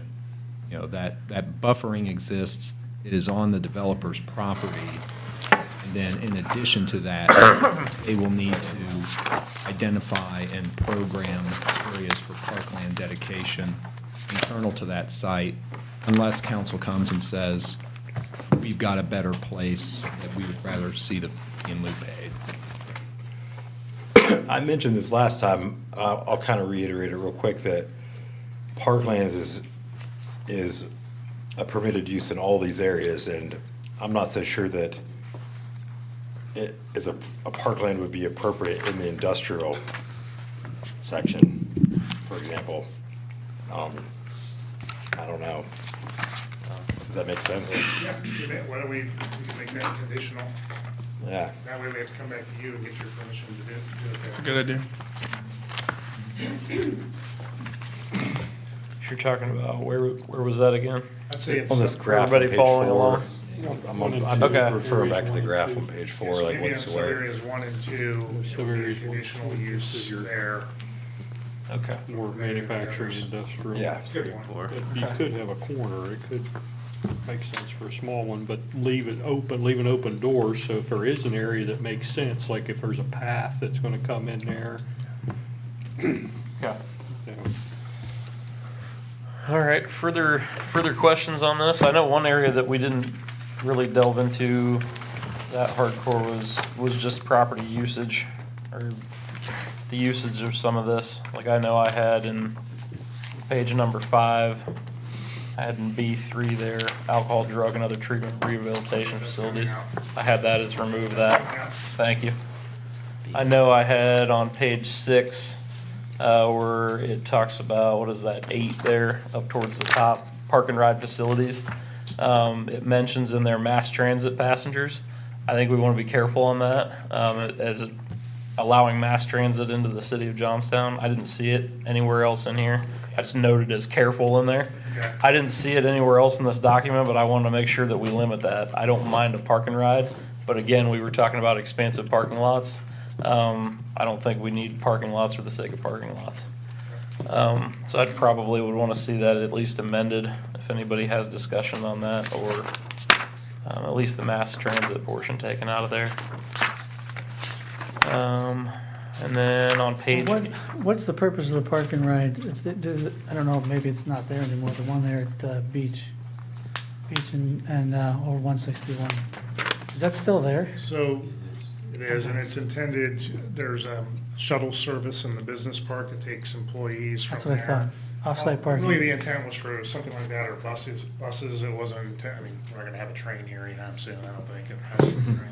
You never know. Yeah. But yeah, if you live with those things, we can amend it that way. yeah, if it's gonna be like inner business park transit, I'm okay with that. I just wanna make sure that we're not advocating for CODA to come out here. Is this sort of like last mile mobility transit? Right. Okay. And then page 8, of the uses there, I can see barbershops, beauty salons being done in 3 and 4. Since that's gonna be more of your lifestyle kind of area. Funeral services, I think that's already coming out. That's coming out. And then the drive-throughs, I don't know if we wanna allow drive-throughs or if we're looking for walk-up restaurants only. I think we had talked about fast food not coming in there, so I don't know if drive-throughs, you wanna leave that in. Bed and breakfast inns, I think we've recently. Make drive-throughs conditional, because there's a real Yeah. estate based. Yeah, I think it'll be conditional. Bed and breakfast inns, I think we've recently provided a way for that to happen in the city, so I don't know if you want it over there. But if you do, how we had recently taken a look at it was owner occupied, but I don't think you're gonna get that there. So you would have a different type of bed and breakfast inn. We can take that out. Okay. I think you should keep it. You think you should keep it? Bed and breakfast. Bed and breakfast? Yeah. I don't know how you get like a traditional bed and breakfast over there, because when you think bed and breakfast, you're thinking, What's the definition of bed and breakfast? Do we have a definition? If council recently, especially if you're gonna have a hotel. Did they Like, you're gonna have a adopt that last- hotel, so I doubt bed and breakfast is gonna survive when you have a large hotel right there. I might be wrong on this. I thought a bed and breakfast was defined by the operator that lives on site. That's how we just changed it here. Okay. In GCC 1. Okay. But, that's why I said, That might being- wanna define that better, if that being anybody the- wants to. Well, that being the case, that gives back to another point I was thinking about, that we don't have a definition section to this code. Is that typical? Or, I mean, it seems like it would be useful, but. Well, we've definitely gone to great lengths to define the uses. To the extent that something like that is already in your code, and we haven't defined it, it would default to the code. Yeah, so it'll be owner occupied bed and breakfast over there, which, good luck. Do we have language that says terms default back to our code? Yes. Okay. That's good. Okay, I that's might good. use it. And with the bed and breakfast, that probably brings us to another point, that there's gonna be probably a balance between local businesses, small businesses, and national. And that'll probably be essential to creating a balance. We might need the credit of big tenants to offset some of the small tenants, but we were members of the Johnstown Chamber of Commerce. We want to see that flourish. We want to see that grow. We have to be realistic too about having that balance and that those amenities as well. But that's a commitment that we're going to hold to heart too. So, Okay. but it's hard to, you can't really quantify that in a way. So. Yeah, I think. I think you keep bed and breakfast in there if there's an We can keep opportunity. it, I think it's gonna have a tough time. But if there's an opportunity, hotel, it's somebody's gonna be tough creative time. about it, give them the opportunity. Next one that I had in there, obviously auto-related uses. Everybody loves our auto parts stores here. So I wanted to make sure I think they're conditional use, gas stations are conditional use elsewhere in the city, so I want to make sure that carried over. As well as oil changes, vehicle body repair, things like that. I think Especially up against residential. Right, yeah. I think we would definitely want to do that. I did like that we took truck stops out there, because I had a note in here for that as well. And then elsewhere on that page, I think I mentioned this last time, your hotels there, where it's using a door that's interior to the building. I think that's a good definition, since we didn't have a lot of definitions. And other than that, I think that's think we've met the most of my notes. Did anybody else have anything? Can you touch again on how the development is kind of divided up? And you're like, when you were talking about stages, you said you probably sell off like a 50-acre parcel at a time to be developed. Is that, and then a different developer would take another one, or how is that? How do you guys envision that it working, like with a number of developers? Or is it one retail developer in the mixed use and a couple in the residential, or? I mean, I know you can't commit, you're not committing to anything. I'm just, general knowledge would be helpful. You know, I would say that most of our sales in more of the, like the sub-area 1, sub-area 2 type uses, which are the major investments and, you know, they can generate the economic bang, right? You know, those are usually, company. you know, 20 to 30 acres is the low end at a time, and, you know, 50 to 100 is pretty common, and it can get bigger than that. It just depends on if you end up with one user. And then on the retail part, I think that can happen any number of ways. I think we could have a master, a group that master plans that and does it all at once. It could be a couple of groups, and I do think likely to be a couple of groups that would do the multifamily. Okay. All right. I had a suggestion for a name. She's in the room. I don't know if she wants to say who it is. Susan. She commented on everybody's trying to remember the heritage of Johnstown. So it's a Heritage Park, the rural gateway of Johnstown. I think it's fantastic. Good with it? Very good. Thank you, Susan. By Susan Cullen. Yeah. We'll add your name on there. I'd like to call a couple things that I appreciate from the document too. It's a lot. You talk about landscaping, use of existing vegetation shall be utilized to enhance the aesthetics of the building, lessen the visual impacts. So Western Licking County Corridor was big on utilizing existing corridors, existing tree stands, existing vegetation. So as much as you can utilize within this space, I think it's a good thing to do. So I appreciate you putting that in there. You talked about in here, additional turn lanes, traffic signals are warranted. The applicant or the developer shall be responsible for designing and constructing such improvements and paying for the cost unless otherwise agreed. A written contract between it and the city. That's something that we've had conversations about with other developments around here, and I appreciate that being enumerated as such within this agreement. We talked about opacity, 75% for a lot of these buffer areas. I think the city is going to have to buy an opacity meter to make sure that. We've talked about that in other meetings too. But the I mean, it makes sense when you talk about tree stands and things like that and how it screens and stuff. So I appreciate you putting metrics in there. Pedestrian circulation, we talk a lot about walkability, and we talk a lot about circulation and how to improve things even within the city, especially with sidewalks in the older area towns or areas where we're missing sidewalks. So appreciate that when you talk about pedestrian circulation on new streets within these sub areas, you have walking areas on both sides of the streets, be it an asphalt path or a sidewalk, but something is on both sides. So thank you for not shying away from making sure that that walkability is still within that space itself. Neon lights shall be prohibited. Neon lights shall be prohibited. Fixtures will be downcast. We talked about that before. That is in the code here itself. So thank you for that. Talked about design intent, and mixed-use development can have current different ways. Vertical mixed-use development, operation of different uses within the same building, the most common being first floor retail, and then second floor residential, multifamily, et cetera. Something that we've pushed in our downtown space that is representative very much of the historical aspect of Johnstown. So again, you see that in urbanized areas, right?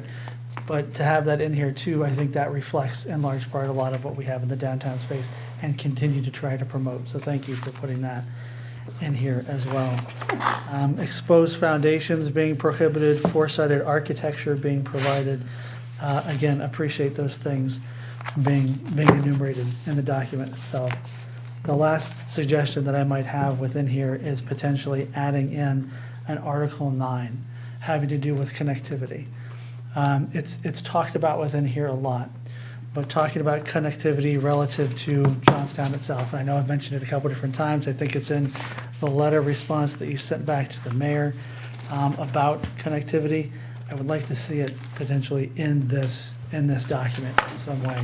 And the reason why I reference that is because if you look at the supporting documentation that we have, you talk about the growth framework.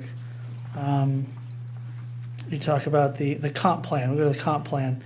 There's a part here within the transportation part that has a SWOT analysis. So the threat within that transportation piece is auto-oriented development and making sure that we have areas that develop that have connectivity. And this is just speaking to, at this time, that it was published within the 3 square miles or so that we have within Johnstown, not this that we're entertaining here today. So again, understand connectivity is a long range, but it would be nice to have it enumerated within the document in some fashion. Page 52 within the comp plan talks about a bicycle network as an action item, walkability as an action item. The growth framework talks about page 15, establishing meaningful connections between new and existing. And I think the growth framework itself was done in large part as a response to Intel coming into the area. So the fact that that is in here specifically, to me, speaks to the connectivity between this site potentially and Johnstown. And then again, just want to bring back to growth framework, talking about the intent is to preserve the small town character and independence. Multiple references in here on page 6 as the principles to development about small town neighborhood subdivisions, high quality housing types, access and things of that nature. And then also pointing back to the Western Licking County Accord. And I'll just reference that too because it talks about rural character. It talks about conservation design. It mentions agriculture. Page 44 and 45 of the Accord talks about parks and connectivity specifically. Page 34 and 35 talk about rural character. Page 31 within the Western Licking County Accord has objection or object number 1 and 2A, I believe, the Accord specifically speaks to preservation. And I want to read them just because the Accord itself has been in existence for about 6 years. And I try to continue to use it as a reference document because it's still something that we're a part of. But page 31, objective number 1 and 2. 1 is recognize and maintain each community's unique heritage and identity. And number 2, preserve rural character, protect natural features, protect rural corridors. So as it comes to the entire oversight of this development, and you talk about wanting to have common theme, common streetscapes, and things like that, those are the documents I continue to look for as guidance when reviewing things like this. So please take those into consideration as you're looking at the overall application of the document to those guiding principle documents that we already have. So I just wanted to point those out. All right. Further comments from the zoning commission? Before I open up for public comment one more time. We really appreciate your guys' feedback in the nitty-gritty and conceptual.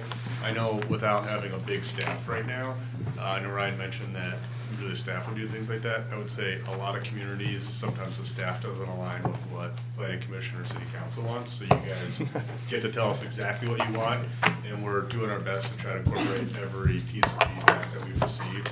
I know an 80-page document and the speed at which we're trying to keep up with the market, trying to keep up with regional planning. We don't want to be the ones slowing their planning down either, but we really appreciate all the feedback that we've gotten, not only from council, from the community. I think this has been a very healthy conversation for all parties and try to get everybody, on the same team. All right. Thank you. For the record, we do request a tabling until your next meeting, which I believe is on the 10th. So whenever you're ready, Okay. just let you know. Yeah, we'll open this up and then we'll come right back to that. So I know I said that I would open back up to public comment, and I think you guys have had a lot of info thrown at you tonight. So take some time to digest that, but at this time, I will open for public comment one more time if anyone has anything they'd like to add. All right.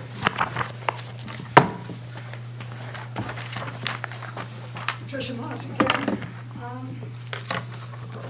I heard earlier comments about this is just a recommendation that would be coming from this body to the council. And I recognize that, I understand that, but I want to say that your recommendation carries significant, substantial weight. And in most cases, is considered by the council as their guide in what they should do. Because you're the guys who've been in the trenches, right? You've been looking at the details. It's your responsibility, like you've been carrying it out tonight, to familiarize yourself with this complexity and come to them with your recommendation for what's best for our community. So they're not gonna just take it as a recommendation and go off and get new evidence and hear everything again. It's very important what you say to the council. So I understand it's so-called just recommendation, but the fact of the matter is it may be determinative and likely will be determinative. I think that given that, it's important that our essential concerns be addressed here and now and not talked about in terms of, well, that'll be for the next guy, or that'll be for the next plan, or that'll be for the final. We have to make it clear now what we expect from proposals in terms of retaining our rural and agricultural community. Now, I'm telling you, I don't see big box stores, I don't see Walmarts as being in harmony with a rural agricultural community. Sorry, I just don't see it. I think it's important that you narrow the scope of permitted uses and identify those uses that you're prepared to allow in such a way that they do harmonize with a rural and agricultural community. I think it's important that you insist here and now, at this stage of the process, what needs to be included and what needs to be excluded. For example, if you don't say now that we need bike paths, you don't say now that we need to have green building standards, you don't say now that we have to use native plants and those kinds of things, you're setting a standard here. You set it yourselves. It's going to be applied going forward. This 40-day time limit, this is a decision that's going to impact us for 100 years. So if you need more time, or if the community needs more input, then we need to be looking at flexibility in terms of moving this, if it moves at all. I just can't explain to you how this has impacted Duncan Plains, my neighbors, the farmers that are friends and neighbors, just with Intel. And then to see this come in and talk about big box stores. We definitely appreciate your commitment to it. Lord And have mercy. yeah, So I just think we've wanna- identified on the box stores that it's not going to be a focal point of this, and it's not going to be a primary thing. But I'm saying, put it in there. Right. You gotta do it now, even though you're talking Right. about a recommendation. The fact is, you're setting the pattern. Right. Okay? So let's make sure when the die is cast, the result is something that we can all live with. And I'm speaking on behalf of certainly my neighbors for the last 31 years. We definitely appreciate your time, and thank you for hanging with us through this meeting. Well, I appreciate you taking the time. This is not an easy job that you have. I recognize that. And I appreciate your emphasis on community participation. Thank you. So, thank you for allowing us to give you our input. All right, thank you. Any other public comment? Yes, please. husband's telling me not to say anything. Feel So free. my wife told me too. Honestly, If you could come up to the podium and we'll give you, just to remind everybody, we'll give you 3 minutes. okay, I want to say, first of all, at the end of the day, these people. Could you state your Ma'am. name for us, please? Janine Kozak. I come from an area where we just had this happen after my husband and I living in an area for 28 years. We had housing development come in. We sold our house, we moved to Apple Valley. Okay? What was proposed from the council of where we lived to the area where this housing unit went in, it went in like overnight. 950 housing came in. 2-lane highway cannot handle the traffic. The schools are overloaded. It's absolutely pathetic what's happening in my area.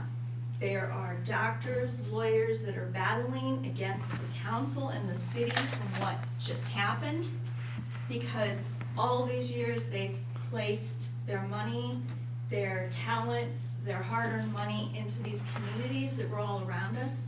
I mean, we just sold a $500,000 house plus. These are $600,000, $700,000 houses that I know many, many, many people in this area are selling their houses next year because the infrastructure is absolutely crazy. Now they want to put a dollar store in up the road. They want to put the Walmart over here. They want to do, I mean, it's too much, too fast. Please listen to your elders, respect them. I know that all of you are hard-working individuals, so are these people. Sometimes the smaller voices are not heard. These guys love ya, love everyone because I'm a Christian. Ma'am, if you could address the Brothers council, and please, sisters or the commission. In Christ, we're all connected. By the end of the day, these guys are gonna move on to another city. They're gonna move on with their projects, their business. There's a difference between business and emotional aspects of people. Please allow it all to be considered in your decisions. That's all I'm saying. You can't please everybody all the time, but try your best to listen to the smaller voices as well because it's so important. It's the root. You're talking about history. That's your history. That's your history. We just moved to an area where there's a tiny little cemetery behind our home. Absolutely value that cemetery. Value the people that are in there.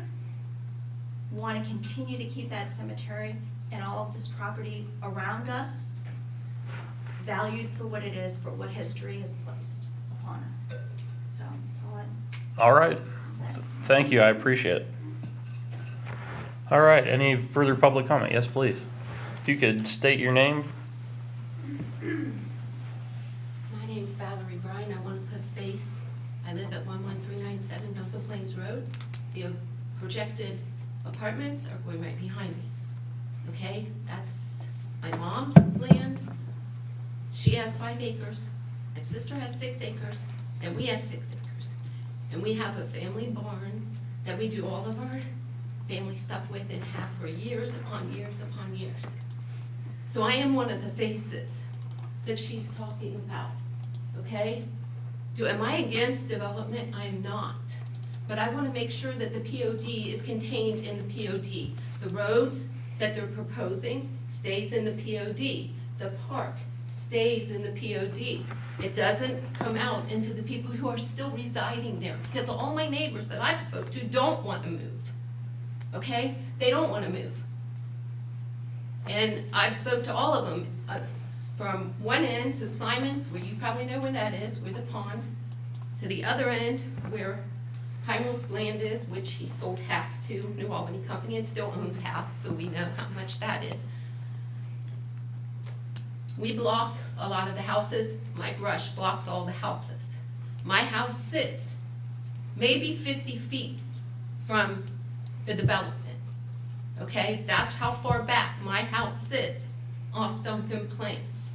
So I'm coming here, like she said, take into consideration the rest of us who lived here and have lived here. I've had that land for 20 years. My mom and dad are 86 and 82. My sister just passed away, not that very long, and she lives on Jug Street. So they're gonna be coming after their property too. So I just want you to take a look. I know I'm in Monroe Township. I went to meeting after meeting after meeting and nobody ever listened. So I quit going. I went 2 years ago and kept going to talk to Monroe Township and all I ever heard is, no, we don't know anything. We don't know anything. I know that they all signed non-disclosure agreements. I know that there's non-disclosure agreements out there and everybody is signing them because they're being forced to sign them. But I'm one of those people, okay? I want you to see my face. And I want you to know that we're real people too, and we've worked hard our entire lives to have what we have. To just come in, you guys have already zoned it, the county's already zoned it, what it's gonna be. We see the purple that's in their little thing of what's all proposed for all of our lands of the people who live on Duncan Plains between me and Clover Valley, Green Chapel. Okay, we know, we're not dumb. And everybody thinks everybody that lives out in the country is dumb, and we're not. And we've worked hard to have what we have. So I just want you to put a face. That's what I want you to do. I don't like coming up and speaking, but I went to every single meeting for the longest time in town, Monroe Township. I went to the Johnstown one where the mayor told us, you guys aren't even, we don't care what you do. We don't care about the townships. I mean, he sat there and said that. He told one of the people that don't feed your horses salt. I Okay, appreciate it. that's the I had the dumbest time thing on in it the too. whole world.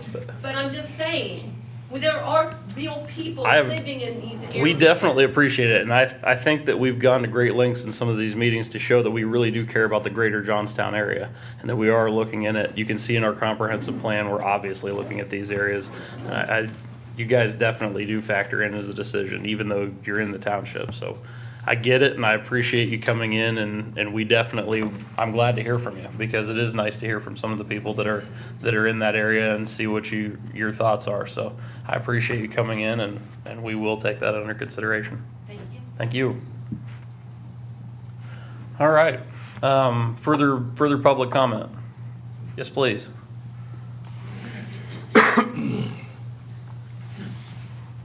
Andrea Ford, and I just wanted to talk about the minimum square footage of the apartments. Okay. The multifamily housing. It Okay. seemed like maybe what we had in place initially was too large of a number. But I guess my thoughts are, for minimums, it seems like maybe the new proposed numbers might be a little too small. I can't imagine an 800 square foot, 3-bedroom apartment. So, I don't know if that's just my thoughts on it. And then the other Yep. thing is, this is probably maybe already in the city zoning or, but there's no topless bar, that stuff is not allowed. No, we did say private clubs, but, Oh, yeah, I but saw no, that. that's not the private clubs we were talking about. Okay, I just wanted to make So, no, that's not, no, we're thinking along different lines, so I think more like Elks Club. Yeah. You know, things like that. Just making sure. But I appreciate your concern, because it was a thought. Is that specifically So, I think we prohibited keep there? those in light manufacturing currently. So, okay, any other public comment?